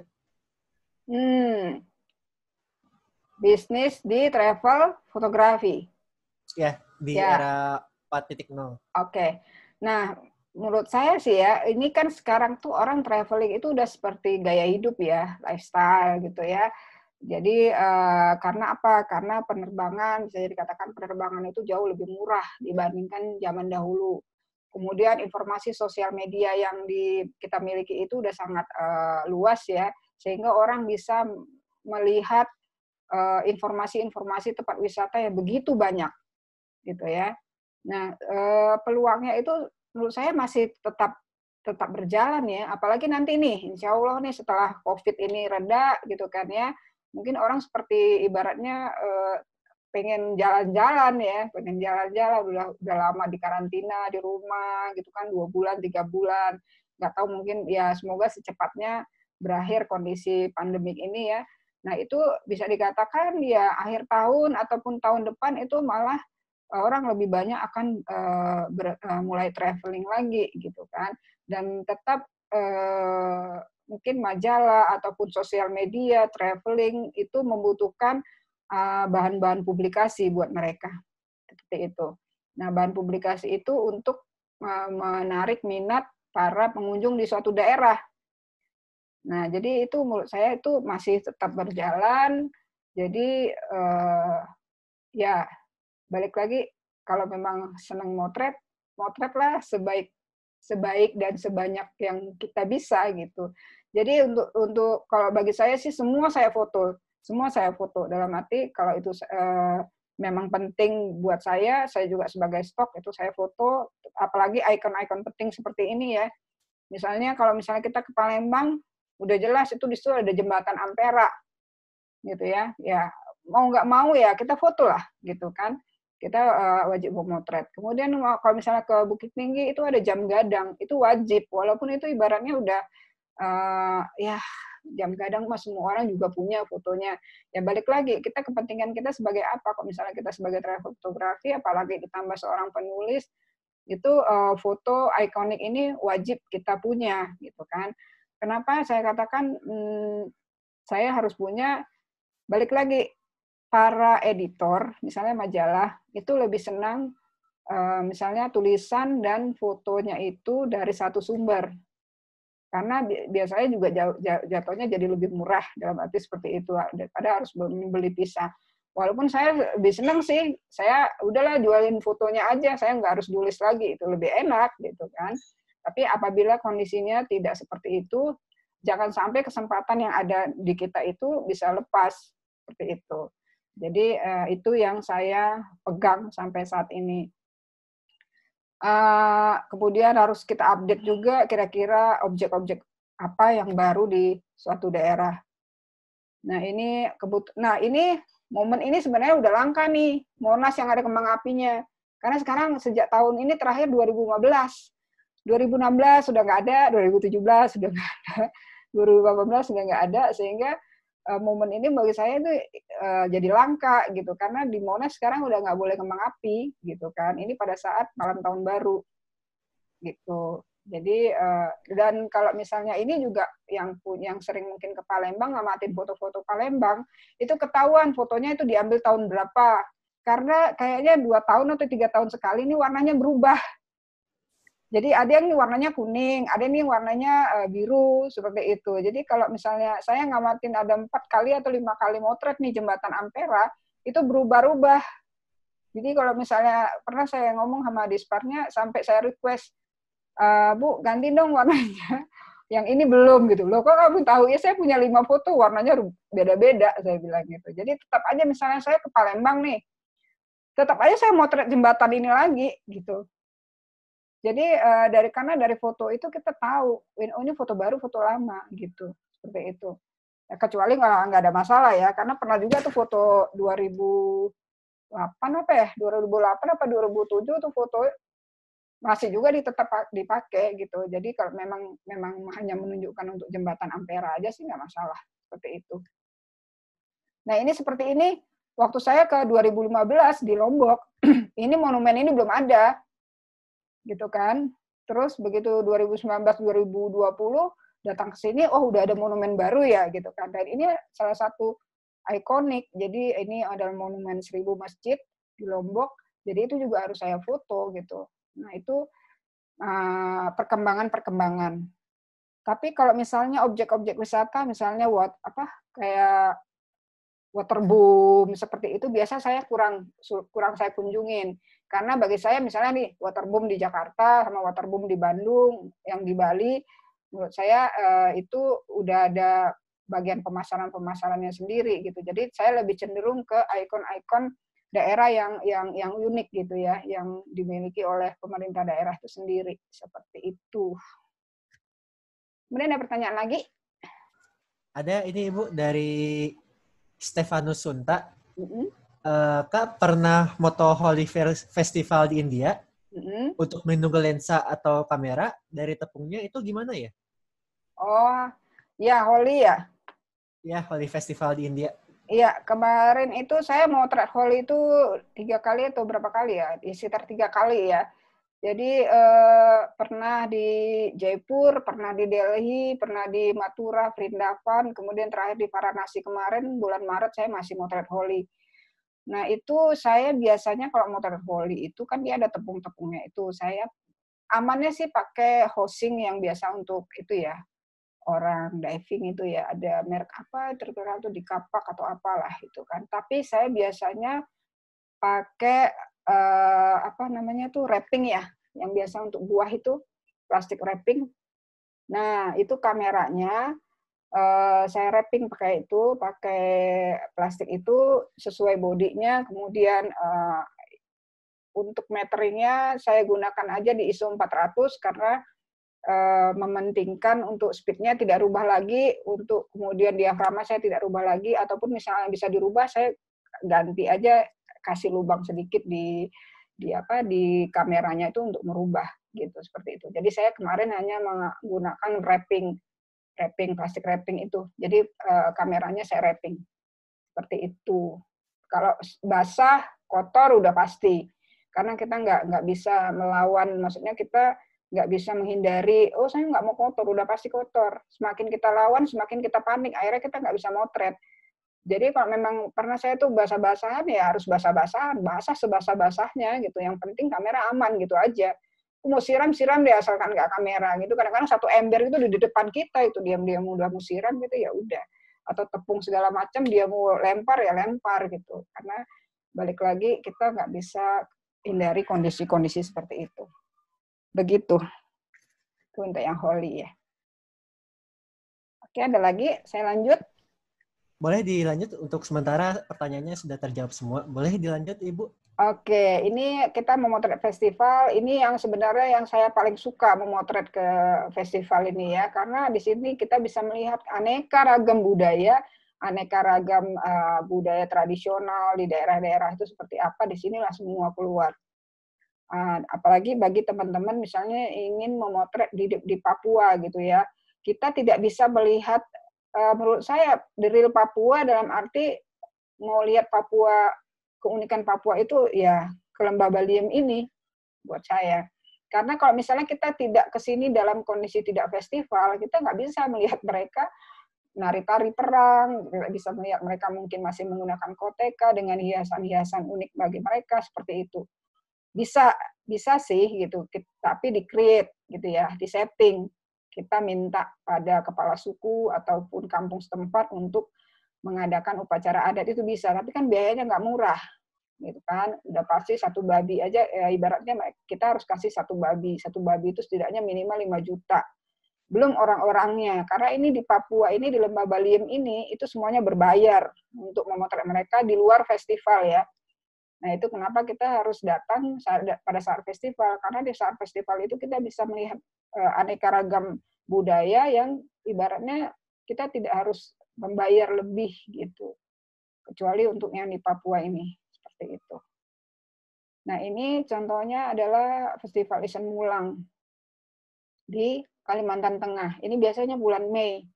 Cuman bulan Mei kali ini kayak udah pasti nggak ada gitu kan, kondisi seperti ini. Ya itu juga banyak rangkaiannya. ada ini namanya yang di kiri adalah lawang Sakepeng gitu kan. Jadi dia harus bersilat dulu untuk masuk. Jadi ini biasanya untuk ada tradisi pernikahan ataupun masuk ke rumah baru atau apa nih ada tradisi lawannya ini harus di sini tuh ada benang sebenarnya dan ada ditempel bunga. Jadi benang ini harus dipatahkan dengan cara siapa yang berhasil mematahkan ini nanti akan dilawan sama ini baru bisa masuk seperti itulah. Atau kalau misalnya di adat Sunda, nah hal ini yang kadang-kadang membuat saya senang. Jadi saya bisa compare. Kalau di Sunda itu ada di Bogor itu acara Parebut Seeng. Itu juga prinsip acara adatnya sama. Jadi orang yang mau masuk ke rumah ataupun melamar seorang gadis, laki-lakinya harus bisa mengambil seeng gitu. Seeng itu adalah penanak nasi itu kan. Nah, seperti itu. Ini sama juga ini maksud dari adatnya itu seperti itu. Harus berhasil mematahkan tali yang ada di depan. Ini lawang Sakepeng namanya. Nah, terus ini acaranya di sana itu ada parade adat seperti inilah. Seperti itu rata-rata. Nah, kemudian ini yang Festival Raja Ampat. Jadi kalau misalnya kita ke Raja Ampat, kalau hanya ke alamnya aja bisa sih, anytime, kapan aja. Tapi kalau untuk festival biasanya di bulan Agustus gitu. Di bulan Agustus ada Festival Raja Ampat, seperti itu. Nah, dari festival ini kita bisa melihat budaya-budaya mereka. Karena kalau kita tidak datang pada saat festival, ya balik lagi, kos yang kita keluarkan tuh besar banget, gitu kan.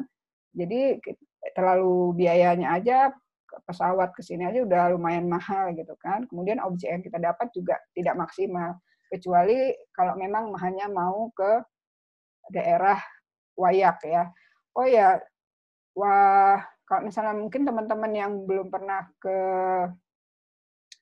daerah Raja Ampat ini, jadi ini kan di daerah Waisainya ya, di daerah kotanya. Jadi kalau misalnya dari Jakarta sampai ke Sorong, kemudian untuk ke Waisai ini kita harus naik ferry lagi sekitar 3 jam kalau gelombang ombaknya nggak tinggi.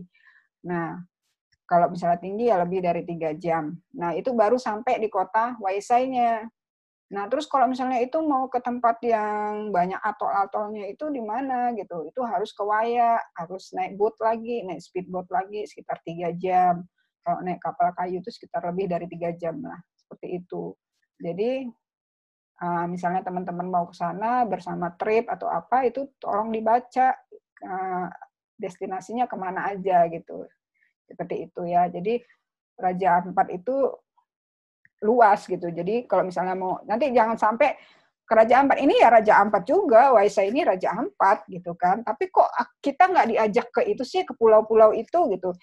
Ya mungkin teman-teman lupa baca destinasinya gitu, ternyata tidak ada yang ke Waya itu tadi gitu ya. Itu yang penting banget dibaca kalau misalnya mau pergi.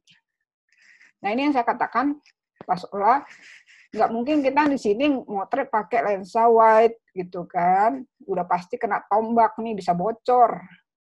Ini ujungnya ini banyak yang kena, penonton banyak yang kena itu ke kepala, itu walaupun target mereka ya sama lawannya, targetnya mereka ya bocor kepala gitu. Jadi bahkan permainan ini belum bubar kalau belum ada yang berdarah begitu. Seperti itu. Nah, baru bubar nanti ya mungkin ratonya ataupun ketua adatnya itu nanti biasanya naik kuda ke lapangan bawa bendera merah. Berarti itu walaupun tidak ada yang jatuh, yang terluka, tapi kalau misalnya ratonya udah mengatakan berhenti ya berhenti. Seperti itu. Jadi kalau misalnya mengakhiri seperti ini, untungnya mereka patuh ya sama ketua adatnya gitu kan. Tapi rusuh udah pasti rusuh. Ini batu bisa melayang kemana-mana. Ya, jadi kita memotret di sini ya amannya kalau misalnya ada helm pakai aja helm deh, gitu ya. Kalau ada helm pakai helm. Kalau nggak ada ya harus waspada antara jangan sampai kasihkan motret itu lembingnya udah nyasar ke kita. Itu nggak cuma 1-2 orang yang kena gitu, penonton udah sering kena. Dan satu lagi trik di sini adalah pada saat kita di sini nih jadi penonton nih, kita di sini di pinggir ini ya. Biasanya mereka keselnya itu, marahnya itu biasanya apa? Ini kan 2 kubu nih, dari misalnya di kampung A sama kampung B. Itu mereka harus maju kan? maju ke tengah, saring lempar. Dan biasanya nggak maju-maju gitu loh, nggak maju-maju sehingga panas. Wah, nggak berani, ledek-ledekan kan?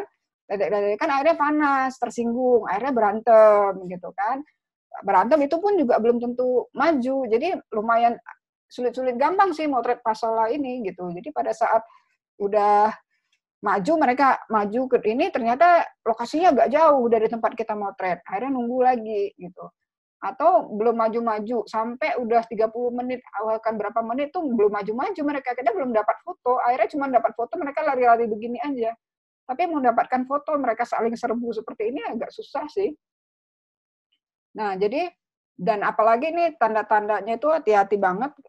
Yang perlu kita ingat di sini adalah pada saat batu sudah melayang, ya ada batu melayang, cepat-cepatlah mencari perlindungan.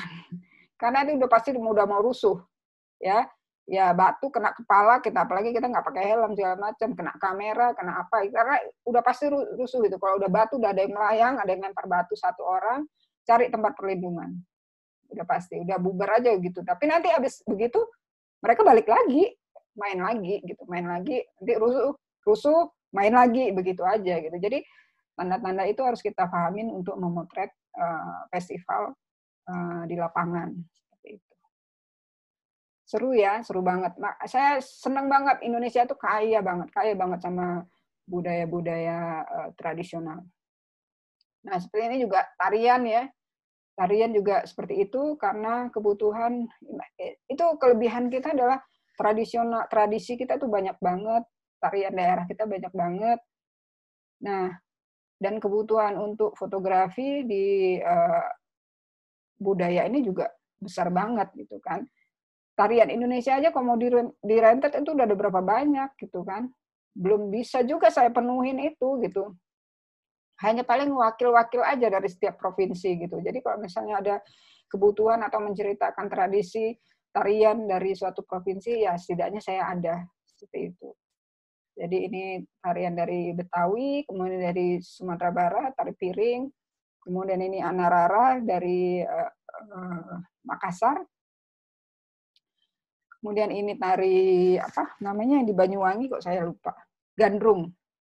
Nah seperti itu, tari gandrung. Kemudian kadang-kadang juga dalam arti gini, saya tidak sempat untuk kadang-kadang menyeting. Jadi ini juga bukan di studio, tapi ini saya hanya memanfaatkan background yang gelap aja gitu. Dia lagi di panggung, backgroundnya hitam seperti itu. Kemudian ini memang sengaja saya siluet karena saya mau menonjolkan kipasnya ini yang warna merah seperti itu.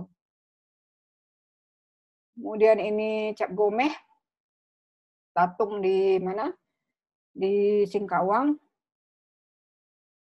Ini hanya menggambarkan acaranya juga berlangsung sampai malam. Nah, ini juga pengalaman saya motret di sini biasanya 15 menit pertama masih kaget-kaget gitu kan.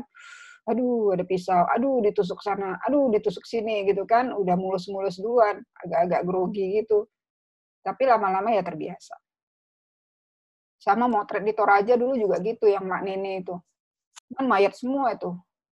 Ya kan, mayat, mumi, segala macam. 15 menit pertama biasa ya penyesuaian lah.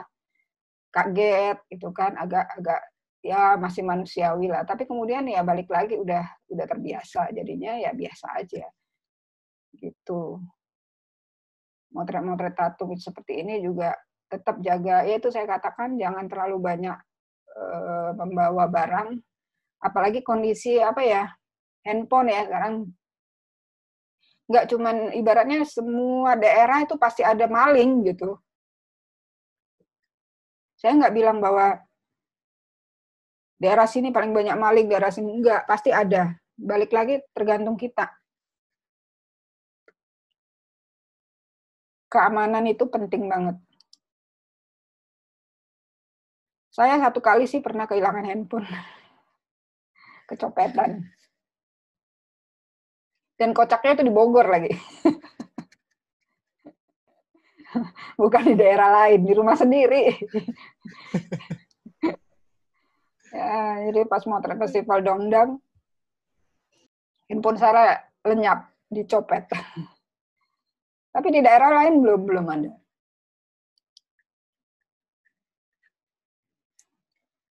Ini Festival Arfak. Ini aslinya mereka tidak pakai baju.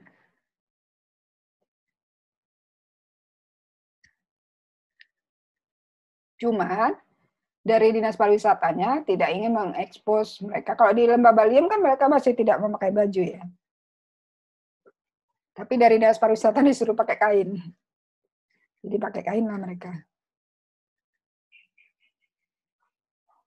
Oh ya, ini bedanya ya kalau di mana di Arfak. Pegunungan Arfak ini tadinya satu kabupaten dengan Manokwari. Tapi sekarang udah berdiri sendiri kabupatennya. Mereka ini pakai cawat. Kalau di Lembah Baliem kan koteka. Kalau di Arfak itu cawat. Nah, itu salah satu perbedaannya budaya ya. Masing-masing Papua sama-sama Papua tapi beda. Jadi kalau yang di Arfak ini mereka pakai cawat seperti ini. Pakai kain ya, kain dililit atau gimana gitu. Tapi kalau di Lembah Baliem pakai koteka cowoknya. Dan di Lembah Baliem tidak ada manik-manik begini. Ini adalah khas di Arfak nih. Kalung-kalung seperti ini adalah khas Papua Arfak. Nah, ini kebetulan ini buah merah ini adalah khas dari Papua sehingga kebetulan ini saya tidak ngumpulin mereka.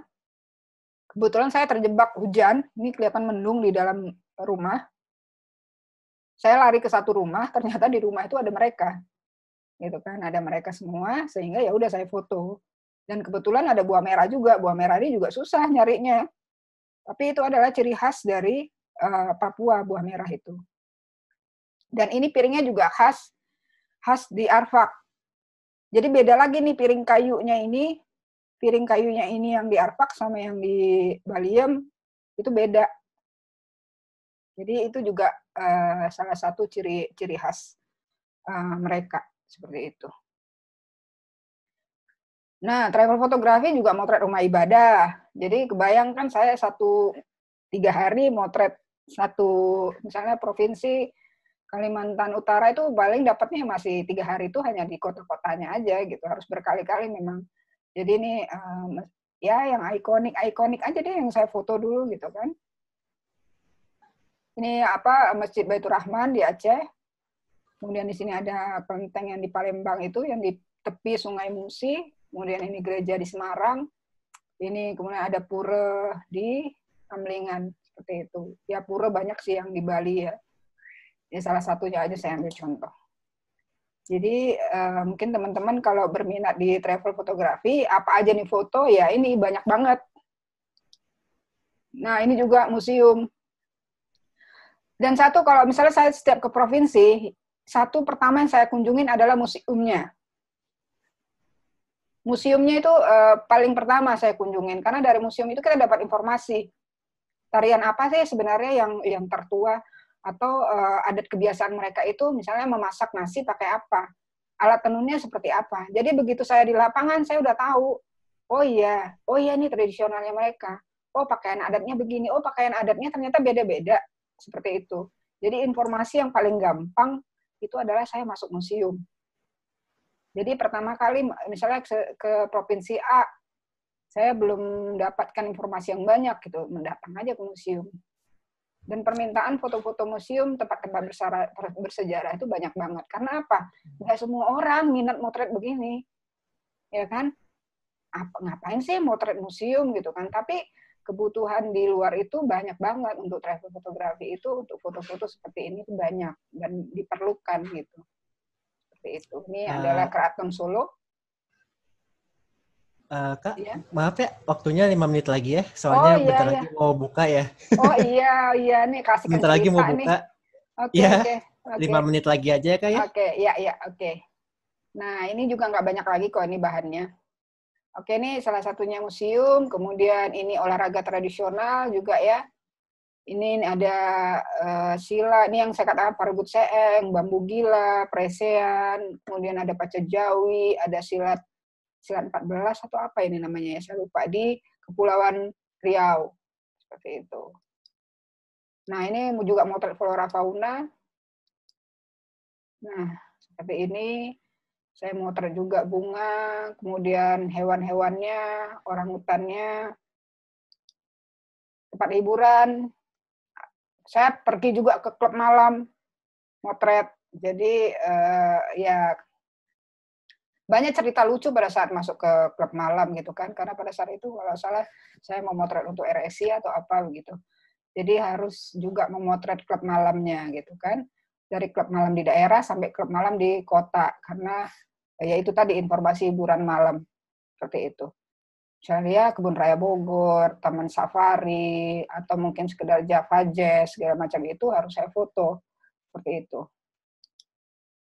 Nah ini makanan juga begitu. Nih, motret makanan khas, ini makanan Sumatera Barat, ini pindang patin, kemudian ini es durian di Sumatera Utara, seperti itu harus saya foto makanan khasnya. Ini yang kebetulan karena kemarin saya habis dari Lombok, di kuliner Lombok, macam-macam juga, nasi puyung, kemudian sate bulaya, kemudian bebalung, kemudian ini sate rembige, gitu kan, itu ya harus saya fotoin semuanya. Jadi sebelum makan saya foto, gitu kan. Kadang-kadang udah kelaparan ya udah. Nah ini adventure-nya juga ya. Banyak banget ini. Jadi kebayang ya dari puncak gunung sampai di laut juga saya fotoin gitu kan. Nah, jadi itulah travel fotografi itu harus harus semangat aja lah, semangat motret gitu. Oke, ternyata udah habis. Oke, ada pertanyaan dari teman-teman? Oke, ada satu pertanyaan terakhir, boleh?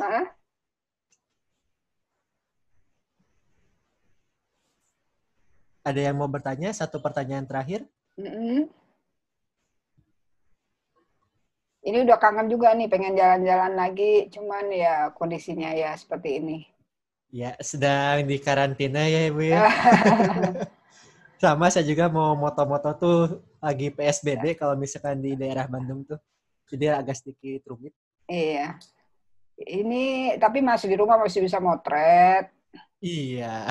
Bisa motret makanan bisa. Ya kan? Iya. Tapi ini sepertinya sudah tidak ada pertanyaannya, Bu. Sudah, ini juga mendekati waktu berbuka. Paling sudah dicukupkan saja, Ibu. Oke. Ini ada beberapa komentar dari Jebulun. Katanya kalau Ibu ke Nabire, Dogia Deyai, dan Pinai, saya bisa antar. Saya berasal dari Nabire. Oh, itu iya. Kata Om Jebulon katanya. Oh iya, terima kasih Mas Jebulon. Tinggalnya di itu ya, Nabire ya. Oke, nanti kalau misalnya saya ada itu dari dulu saya ingin banget ke Nabire tapi belum sempat ya. Karena kalau udah sampai di Jayapura itu seperti udah kan titiknya Jayapura ya. Jayapura bisa ke Timika, Jayapura bisa ke Biak, Jayapura bisa ke Nabire, Jayapura waduh, ke Merauke gitu kan. Jadi banyak ya, Bu ya. Suatu saat saya injak Jayapura, target saya adalah Merauke dan Nabire kemudian selanjutnya. Mudah-mudahan ada langkah, ada rezeki, ada kesehatan juga ya. Amin. Amin. Oh ya Mas Jebulannya nanti mungkin bisa kontak saya di mana aja lah, bisa di Instagram, bisa di mana aja, nanti kita bisa komunikasi di sana ya. Terima kasih untuk tawarannya. Ini juga banyak ya komentarnya ya dari Ade Barli, luar biasa.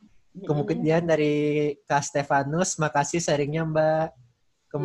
Kemudian dari Dede Triharso, jazakallahu khairan khosiron, katanya jazakallahu khairan Mbak ilmunya. Dari Mbak Alia, Mbak Rianim, kapan balik Lombok lagi? Ditunggu ya Mbak. Kita pernah ketemu di Bayan waktu acara Malet adat Mbak. Oh iya, saya motret di sana. Ya. Kemudian dari Anca, makasih Mbak sharingnya. Dari Rao Bandung, Segut, makasih banyak Aryani. Iya, sama-sama. Dan ya masih banyak terima kasih dan kayak gitu. Komentarnya dari teman-teman kami. Oke. Saya juga mengucapkan terima kasih banyak buat teman-teman yang partisipasi. Mohon maaf juga apabila ada kalimat yang kurang berkenan. Kalau misalnya pengen tanya-tanya, pengen kontak, silakan bisa melalui sosial media saya juga ya. Bisa bisa bertanya di sana seperti apa gitu. Karena memang Indonesia itu luas banget. Untuk khusus Aceh aja saya bisa mungkin cerita banyak, khusus Sumatera Utara saya bisa cerita banyak gitu kan. Jadi memang makanya kemarin tuh buat materi juga saya bingung saya harus mulai dari mana ya. Banyak banget dalam waktu 1,5 jam ini gitu ya. Ya makasih juga buat Aileen ya bacanya ya. Ya, Aileen Ibu. Oh ya, ini komunitas foto ya? Jangan Aileen. Ya, ini masih komunitas, Ibu. Oke, senang banget. Berarti banyak yang mau belajar fotografi ini ya. Ya, kami juga terima kasih Ibu ya mau menghadir ke kuliah online ini jadi pembicara. Terima kasih lagi. Oke, sama-sama. Nanti kalau misalnya saya ke Bandung, saya kontak-kontak deh. Oh, siap. Atau nanti kita undang aja buat Oh iya, kita undang aja ya. Boleh. Komunitas Alien di apa ini juga pernah ngajar semua anak. Boleh nanti saya kalau misalnya ke Bandung, saya sering juga sih ke Bandung karena anak saya yang besar juga kuliah di Unpad ya. Jadi kadang-kadang suka main juga sih ke Bandung, sering main juga sih. Oke ya, terima kasih ya. Oke, Banyak, terima kasih semua. Mas Rifki semuanya ya. Selamat berbuka puasa. Ya, mohon maaf kalau misalnya ada salah kekurangan di sana sini ya. Semangat memotret ya. Jadi semangat motret. Ya, siap. Coba yang diekspor dulu, diekspor dulu tempat tinggalnya habis-habisan deh. Jangan sampai. Siap. Kalau prinsip saya dulu gini, jangan sampai ya orang misalnya nih, jangan sampai orang Bandung punya foto Bogor yang lebih bagus dari punya saya.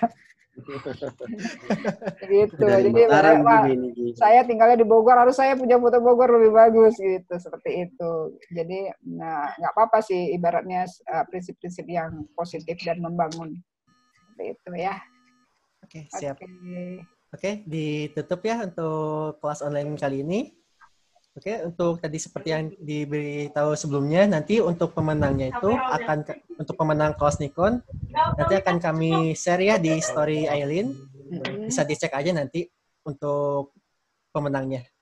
Oke, karena waktunya sebentar lagi untuk berbuka ya, saya dari moderator perwakilan dari Aileen mengucapkan terima kasih atas kehadirannya di sini. Dan Assalamualaikum warahmatullahi wabarakatuh. Waalaikumsalam. Terima kasih. Waalaikumsalam. Terima kasih semua. Selamat berbuka. Sampurasun.